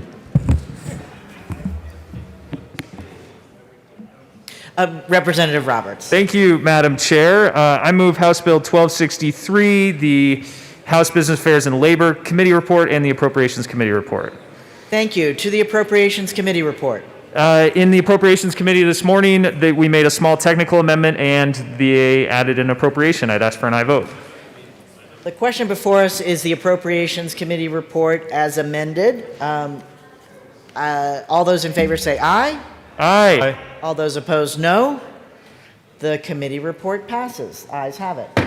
To the Business Affairs and Labor report. Representative Roberts. Thank you, Madam Chair. In Business Affairs and Labor, we added a few amendments that put a guardrail on how much money the department can use to administer the program, as well as make some clarifications about the economic benefit of these events. I'd ask for an aye vote. The question before us is the Business Affairs and Labor report. All those in favor say aye. Aye. That's true. All those opposed, no. The ayes have it. The Business Affairs and Labor Report passes. To the bill, Representative Soper. Thank you, Madam Chair. It's an honor to be on this bill with Representative Roberts and to bring this in front of you. This is part of the stimulus package of bills. And one thing that we knew is during the pandemic, not all industries were impacted the same. When it came to our tourism economy, they were definitely hit hard. As a matter of fact, in committee we heard that, for example, the Colorado Springs airport traffic is still down 60%. That as hotels were closed between 60 and 120 days in 2020, they continued to suffer as events that had been planned there, whether they were meetings or weddings or retreats or festivals, that really took a hit to our tourism economy. Because so much more money comes from these large events where you have these large bookings at hotels, people go from the hotels, they eat in our restaurants, they buy souvenirs, they go to wineries, they shop in our stores. This really supports Colorado's economy. And so the ability to have an incentive up to 10% of the hard costs being able to be a rebate back, to encourage event planners to choose Colorado again, to bring these events back to Colorado is what this bill does. It has a $10 million appropriation. It also allows for up to 25% of the COVID-related expenses. These are things like hand sanitizer or PPE to keep Coloradans safe as they're going to these events.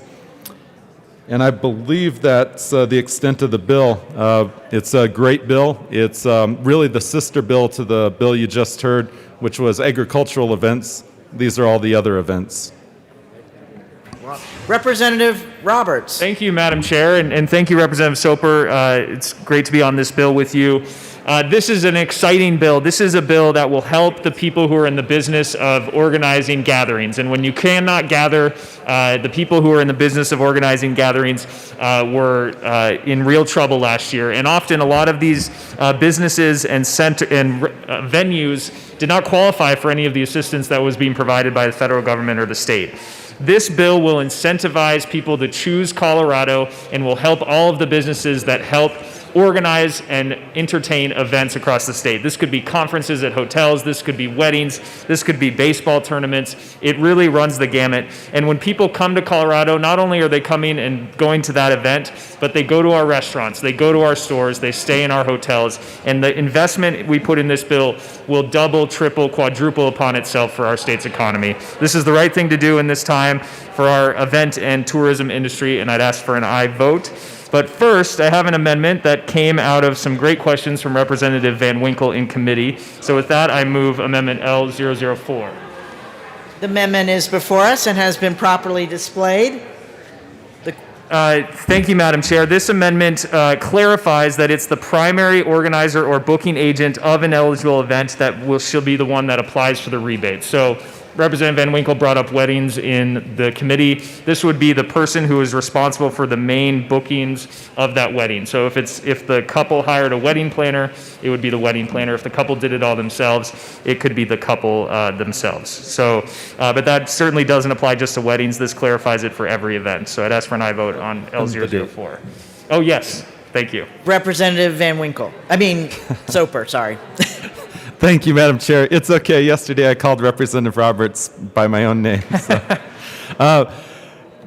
Also on the amendment, on line 13 on the amendment, this was an issue raised by Representative Carver. I don't know where she is right now, but it was a very good question about why didn't we tighten some of the dates a little bit and align them better, and that's what we're doing here as well. There was no issue with being able to do that. It means that we'll have a report back and can wind down this program at the same time. And I'd ask for a yes vote. Representative Van Winkle. Oh, I'm okay. Thank you, Madam Chair. So this is the first time I've seen the amendment, so my apologies to have to ask you on the record. But so what about like the DJ and like say a young couple, they get married and they paid for their own wedding, which is often the case. They submit their receipts in, but I guess I'm still kind of confused as to how exactly it would work in terms of having a wedding planner and then having like a DJ hired and a caterer hired and stuff like that. So is the DJ and the caterer, are they submitting their receipts for money back, or is it the couple that's paying for the wedding, or the someone else? So just maybe just help walk Representative me through it a bit more. Roberts. Thank you, Madam Chair, and thank you, Representative Van Winkle. So it's one person per event. So the DJ is a vendor, not the primary booker of the event. So it would only apply to the main organizer of the event itself, not the vendors that come in. Yeah. The question before us is the adoption of Amendment L004. All those in favor to House Bill 1262. 3. All those in favor say aye. Aye. Tepid. All those opposed, no. The ayes have it. The amendment passes. To the bill. Representative Van Winkle. Thank you, Chair. And that, I think that amendment will help clear it up a little bit, but still I'm still opposed to the bill, simply not on the premise of the bill. I do think there are certain things we can do to boost our economy and boost activities, things like that. My premise for being a no vote is I don't quite understand why it's so complicated. It creates a whole new temporary, albeit for 2 years, whole new Colorado meetings and events program in the tourism office that it hires government employees on to try to manage it, to take in the receipts, for example, things like that. That just seems dramatically overly complex when we could just simply offer a tax deduction. We could offer tax credits. There's like 15 different ways we could do this that doesn't require having to start a whole new government department that's going to actually deplete the tax dollars that would be going. I know of the $5 million this year, $5 million next year, it's actually 4.6 that will be going out into the public, and the rest gets eaten up by essentially the bureaucracy of running the program. I would encourage with any incentive program, just tell them, one, maybe don't have to pay tax, give them a tax holiday, give them a tax deduction, give them a tax credit, something much more simple than having to start a whole new program. Representative Soper. Members, can we have a little bit of attention, please? Oh, thank you, Madam Chair, and thank you, Representative Van Winkle. Those are great questions. So first of all, in the Colorado Tourism Office, it's actually going to be a third-party vendor that's going to oversee going through all the receipts. The reason for having receipts be submitted for rebate is to eliminate fraud from people just claiming things that they're not actually doing. You need to make sure if we're going to give our tax dollars out to create an incentive that they're actually used for the purpose that people are telling us that they're being used for. And then on top of it, I'd just like to kind of hit back about why we're doing this. The leisure and hospitality industry accounted for 39% of all jobs lost here in Colorado during the pandemic. If you think about it, 39%, almost 40% of all jobs were in the hospitality and leisure industry, and this is the industry that we're really trying to help bolster and to get back on track. Is there any further discussion? Representative Neville. Thank you, Madam Chair. Members, I encourage a no vote. In this instance, what we have going on is the government has created a problem for these businesses by shutting them down, putting onerous restrictions on them, and now we're coming in and saying, well, the government can come and save you and help you out. Instead, we should be actually trying to solve and cure the actual crisis and let people reopen, let people keep the money in their pockets. If you remember back last year, we actually balanced our budget by kind of funging funds around and taking federal money and putting it in certain programs so that we could actually beef them up while we could balance our budget. So we take excess money now and we're supposedly spending this stimulus money, but we have to understand that all those funds are fungible, and every time we have a stimulus program like this, we're not just spending state dollars, they're not different dollars. At the end, these are all taxpayer dollars no matter what you say. And at this point, I believe as a state legislature, we have to do our due diligence and stop spending our kids' and grandkids' money. And if anything we can do, we could actually leave it back in the people's pockets, and that's what we should be doing. So I encourage a no vote. Is there any further discussion? The question before us is the passage of House Bill 1263. All those in favor say aye in concert or yes conventionally. Or all those opposed say no. No. The ayes have it. House Bill 1263 is passed. Members, we are not at a concert yet. The venues have not yet opened. Can we please keep our talks to a minimum and take them off the floor? Mr. Gregorio, can you please read the title of House Bill 1264? House Bill 1264 by Representatives Sullivan and Young, also Senators Kolker and Heisey, concerning the allocation of state money for workforce development activities to increase the skills of Colorado workers and in connection therewith making an appropriation. Representative Young. It is an honor to serve with you, Madam Chair. I move House Bill 1264 and the Business and Labor Report and the Appropriations Report. To the Appropriations Report. There was an amendment which specified how the $25 million is going to be spent. So we have language that clearly articulates what the intentions are behind the legislation. Spending $20,750,000 for workforce development areas, $3 million for a grant program to help local governments, higher ed, and community-based nonprofits establish, spend money for workforce development, and $1,250,000 for the Department for Outreach and Recruitment, providing access to digital platforms for career navigation, issuing licenses for virtual training courses, and implementing, administering, and reporting on the program. And appropriations did appropriate $25 million. The question before us is the Appropriations Committee report. All those in favor say aye. Aye. All those opposed, no. The Appropriations Committee report is adopted. To the Business and Affairs and Labor report. Representative Young. We amended the bill to allow for distribution of funds to more severely impacted areas that have an unemployment rate above 4%, even if the statewide unemployment rate is below 4%. The question before us is a Business Affairs and Labor report. All those in favor say aye. Aye. All those opposed, no. The ayes have it. The Business Affairs and Labor report is adopted. To the bill. Before I call on you, Representative Sullivan, can we just take it down a little bit? Folks, we have one more bill after this one. Thank you, Representative Sullivan. Thank you, Madam Chair. We're bringing forth another one of the stimulus bills, and we had quite a bit of good conversation, and you can see that we had some amendments that came through. We were working back and forth. It was really some good conversation. The investment will allow workforce centers to immediately scale proven programs such as the federally funded Displaced Worker Program to meet the current demand.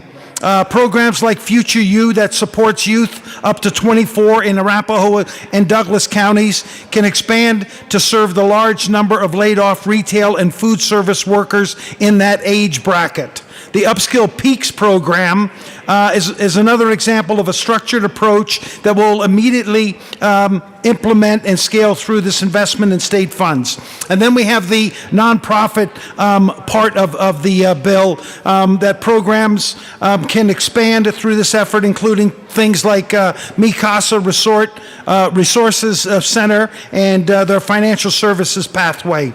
This pathway connects adults, learners to employment, and to our 4 industry-recognized credentials simultaneously. And the final part, which I was very excited about, is leaving the money around to promote the program, because it's one thing to have great programs, it's another thing for people to know about the programs. So a portion of that money is going to be used to promote the program. Also, it's going to be a program that they're going to be able to set up so that people will be able to go through programs with services that they can buy, like those licensing that they buy, so that you can go to the classes and stuff from home. And so these programs will buy those services for you. This is a great program looking to get people the opportunity to get upskilled and reskilled and take them into the next phase through this stimulus plan. And with that, I ask for an aye vote. Representative Young. Yes, the Colorado Workforce Development Council, CWDC, supports talent development efforts statewide through the 10 workforce development areas and the Rural Consortium, which cover all 64 counties. This bill will focus on reskilling, upskilling, and next skilling efforts, and will provide the needed boost that we need, since as a result of the pandemic, 43% of the jobs lost in March and April of 2020 have not been restored, and those most impacted are those with the least amount of formal education or training beyond high school. This bill will provide that training. I urge an aye vote. Thank you. Representative Neville. Thank you, Madam Chair. And members, I encourage a no vote on this as well. I mean, first off, you have the government that's created the situation where these people are forced to get laid off, and now we expect the government to come in and reskill, upskill, and next skill our workers. And worse beyond that, they're doing it with, again, our kids' and grandkids' money, because last year's budget was balanced based off of the backs of the federal government, which is in huge debt right now, over $85,000 per citizen that you owe. I think $224,000 per taxpayer that's owed right now. And I get worried because we have all this stimulus money coming from the federal government, and then we keep doing stimulus projects like this through the state government, and we are about to hit a huge time frame that I haven't seen in my lifetime of huge inflationary pressures. And bills like this are just going to add to that problem. So what we truly need to do instead is get the government out of people's way first, let people actually thrive and grow on their own first, and we can help them do that by leaving more money in their pockets, not creating a new program, because the government itself doesn't create anything. The government serves the people and the citizens. They can create better things and do better things on their own, and instead we should be empowering them instead of creating a new government program. Representative Van Winkle. Thank you, Chair. And that's an excellent point. We need to reopen Colorado is what we need to do. But before we talk about the $25 million that's going to the reskilling employees across Colorado, let's talk a bit about where that $25 million comes from, which is the people of Colorado. They pay before this $25 million can go towards reskilling workers or unemployed workers in Colorado. Hardworking taxpayers first have to pay that money to the government, and then that $25 million, I mean, they have to pay it. It's a big chunk of every family's budget is the amount we pay in taxes and fees to the government. Anything for vehicle registration fees, so on and so forth. There's even unemployment taxes. Even if you're unemployed, you're receiving an unemployment check, you pay taxes on that. We're taking those tax dollars from the people of Colorado and then directing it $25 million into these. So before we help the people of Colorado, I encourage us to stop hurting the people of Colorado with our tax policies. Representative Sandrich. Thank you. Thank you, Madam Chair. I stand in opposition of this bill as well, and I completely agree with the two state reps who've already spoken. Well, I want to just express two quick points. I know some of our budget is being backfilled from the $1.9 trillion as well as the CARES Act money. So, to say this there isn't federal money associated is just not accurate.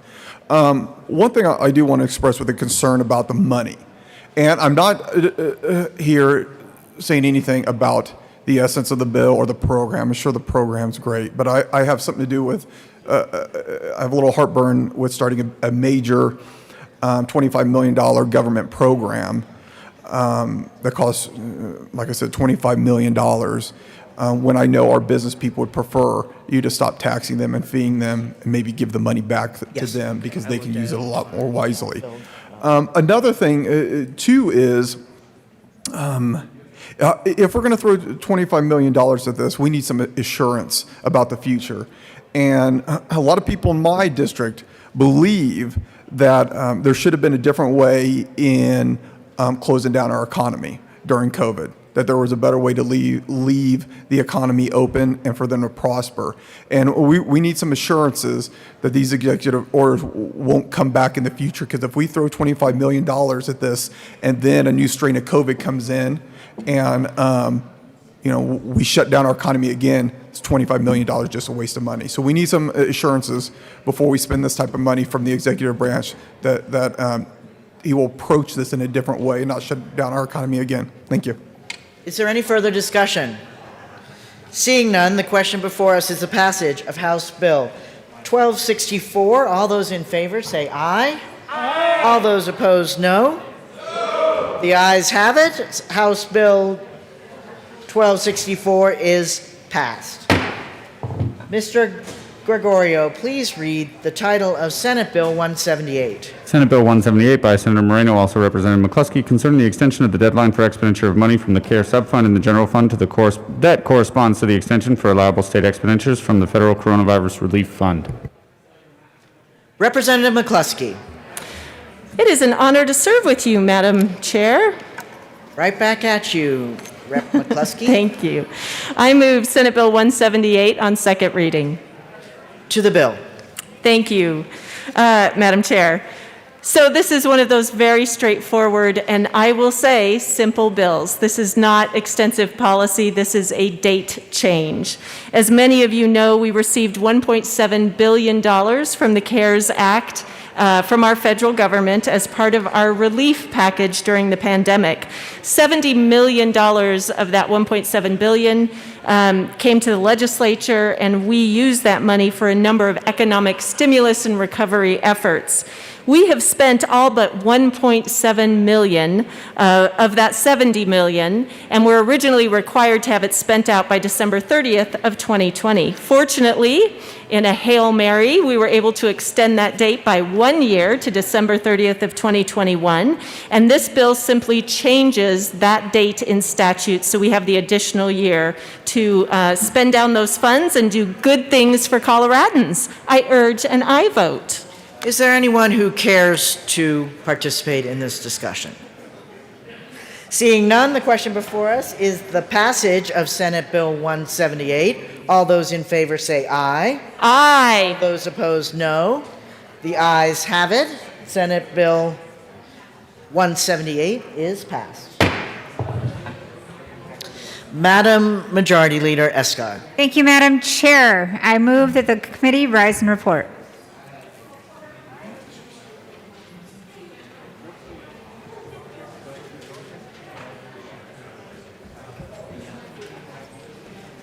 You have heard the motion. The committee will rise and report.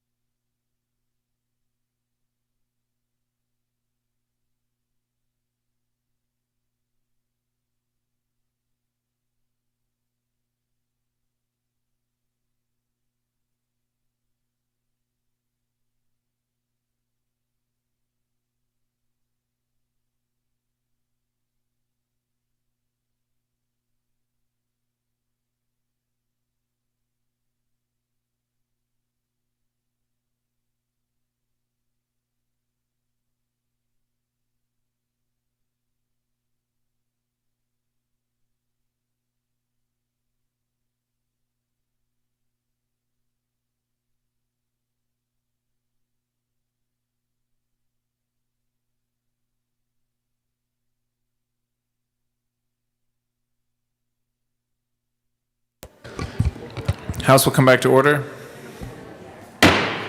Mr. Gregorio, please read the report of the Committee of the Whole. Mr. Speaker, your Committee of the Whole begs leave to report is under consideration the following attached bills, being the second reading thereof, and makes the following recommendations thereon. House Bill 1024 is amended, 1028 is amended, 1064 is amended, 1141 is amended, 1195 is amended, 1201 is amended, 1225, 1253, 1258 is amended, 1260, 1262 is amended, 1263 is amended, 1264 is amended, 1272 is amended, passed. On second reading in order engrossed and placed on the calendar for third reading and final passage, Senate Bill 178 passed on the second reading in order revised and placed on the calendar for third reading and final passage. Representative Froelich. You have heard the motion. There are no amendments at the desk. The question before us is the adoption of the report of the Committee of the Whole. Mr. Gregorio, please open the machine, and members, please proceed to vote. Representative McLaughlin, how do you vote? Yes. Representative McLaughlin votes yes.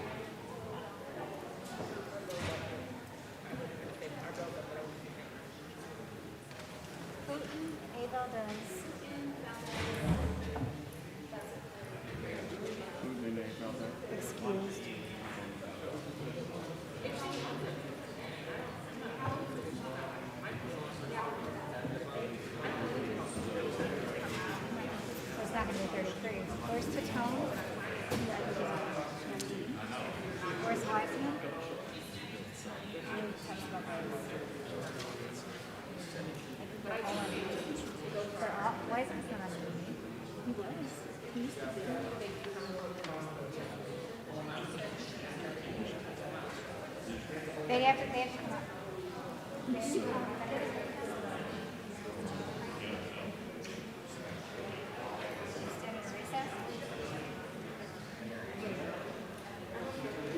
They're with the governor.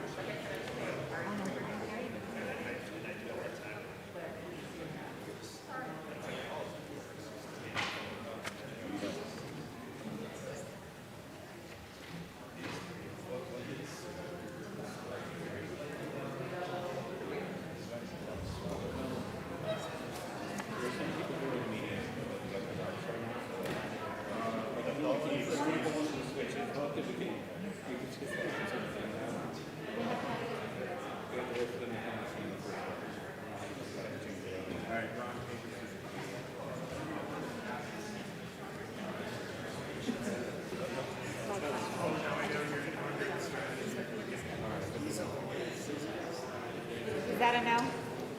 Is that a no?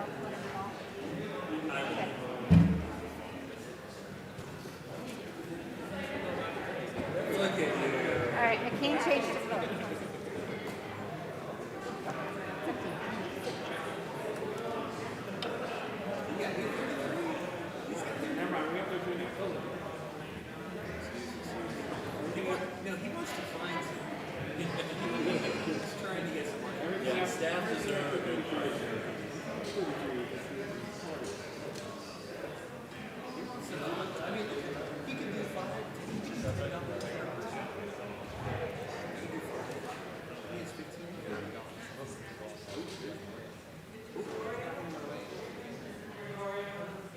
You can change your vote.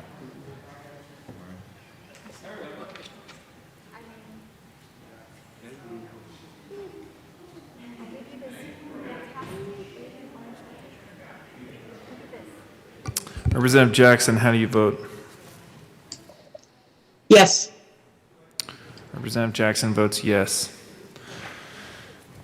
Please close the machine. I'm not exactly sure how to handle what just happened, but with 39 aye votes, 23 no votes, and 3 excused, the report of the Committee of the Whole is adopted.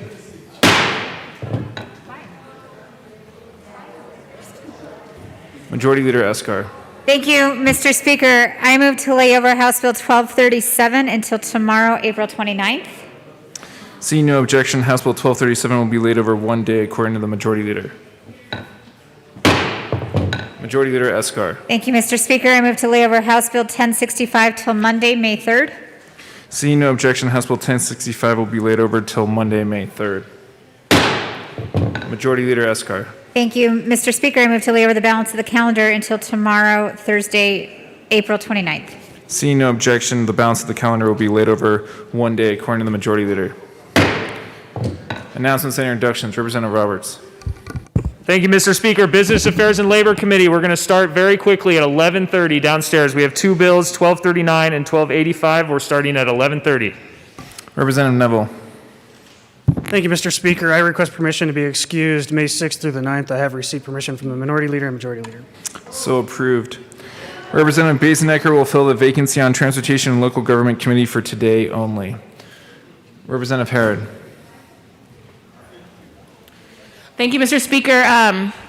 We still have not found that missing candy bar, I think, for the staff, but just kidding. I request to be excused on Friday. I have permission of the Majority Leader. So approved. Further announcements and introductions. Representative Baisley. Thank you, Mr. Speaker. Some unfortunate news. A hero to many of us, Michael Collins, called the Forgotten Astronaut. He was the guy who stayed up in the capsule while Neil Armstrong and Buzz Aldrin got to go down the moon in June of 1969, and he passed on today. So, my hero. But we should recognize him and his family. God bless you, Michael Collins. Thank you. Thank you, Representative Baisley. Further announcements and introductions. Seeing none, Majority Leader Escar. Thank you all for your hard work today. I move that the House stand in recess until later today. Seeing no objection, the House will stand in recess until later today.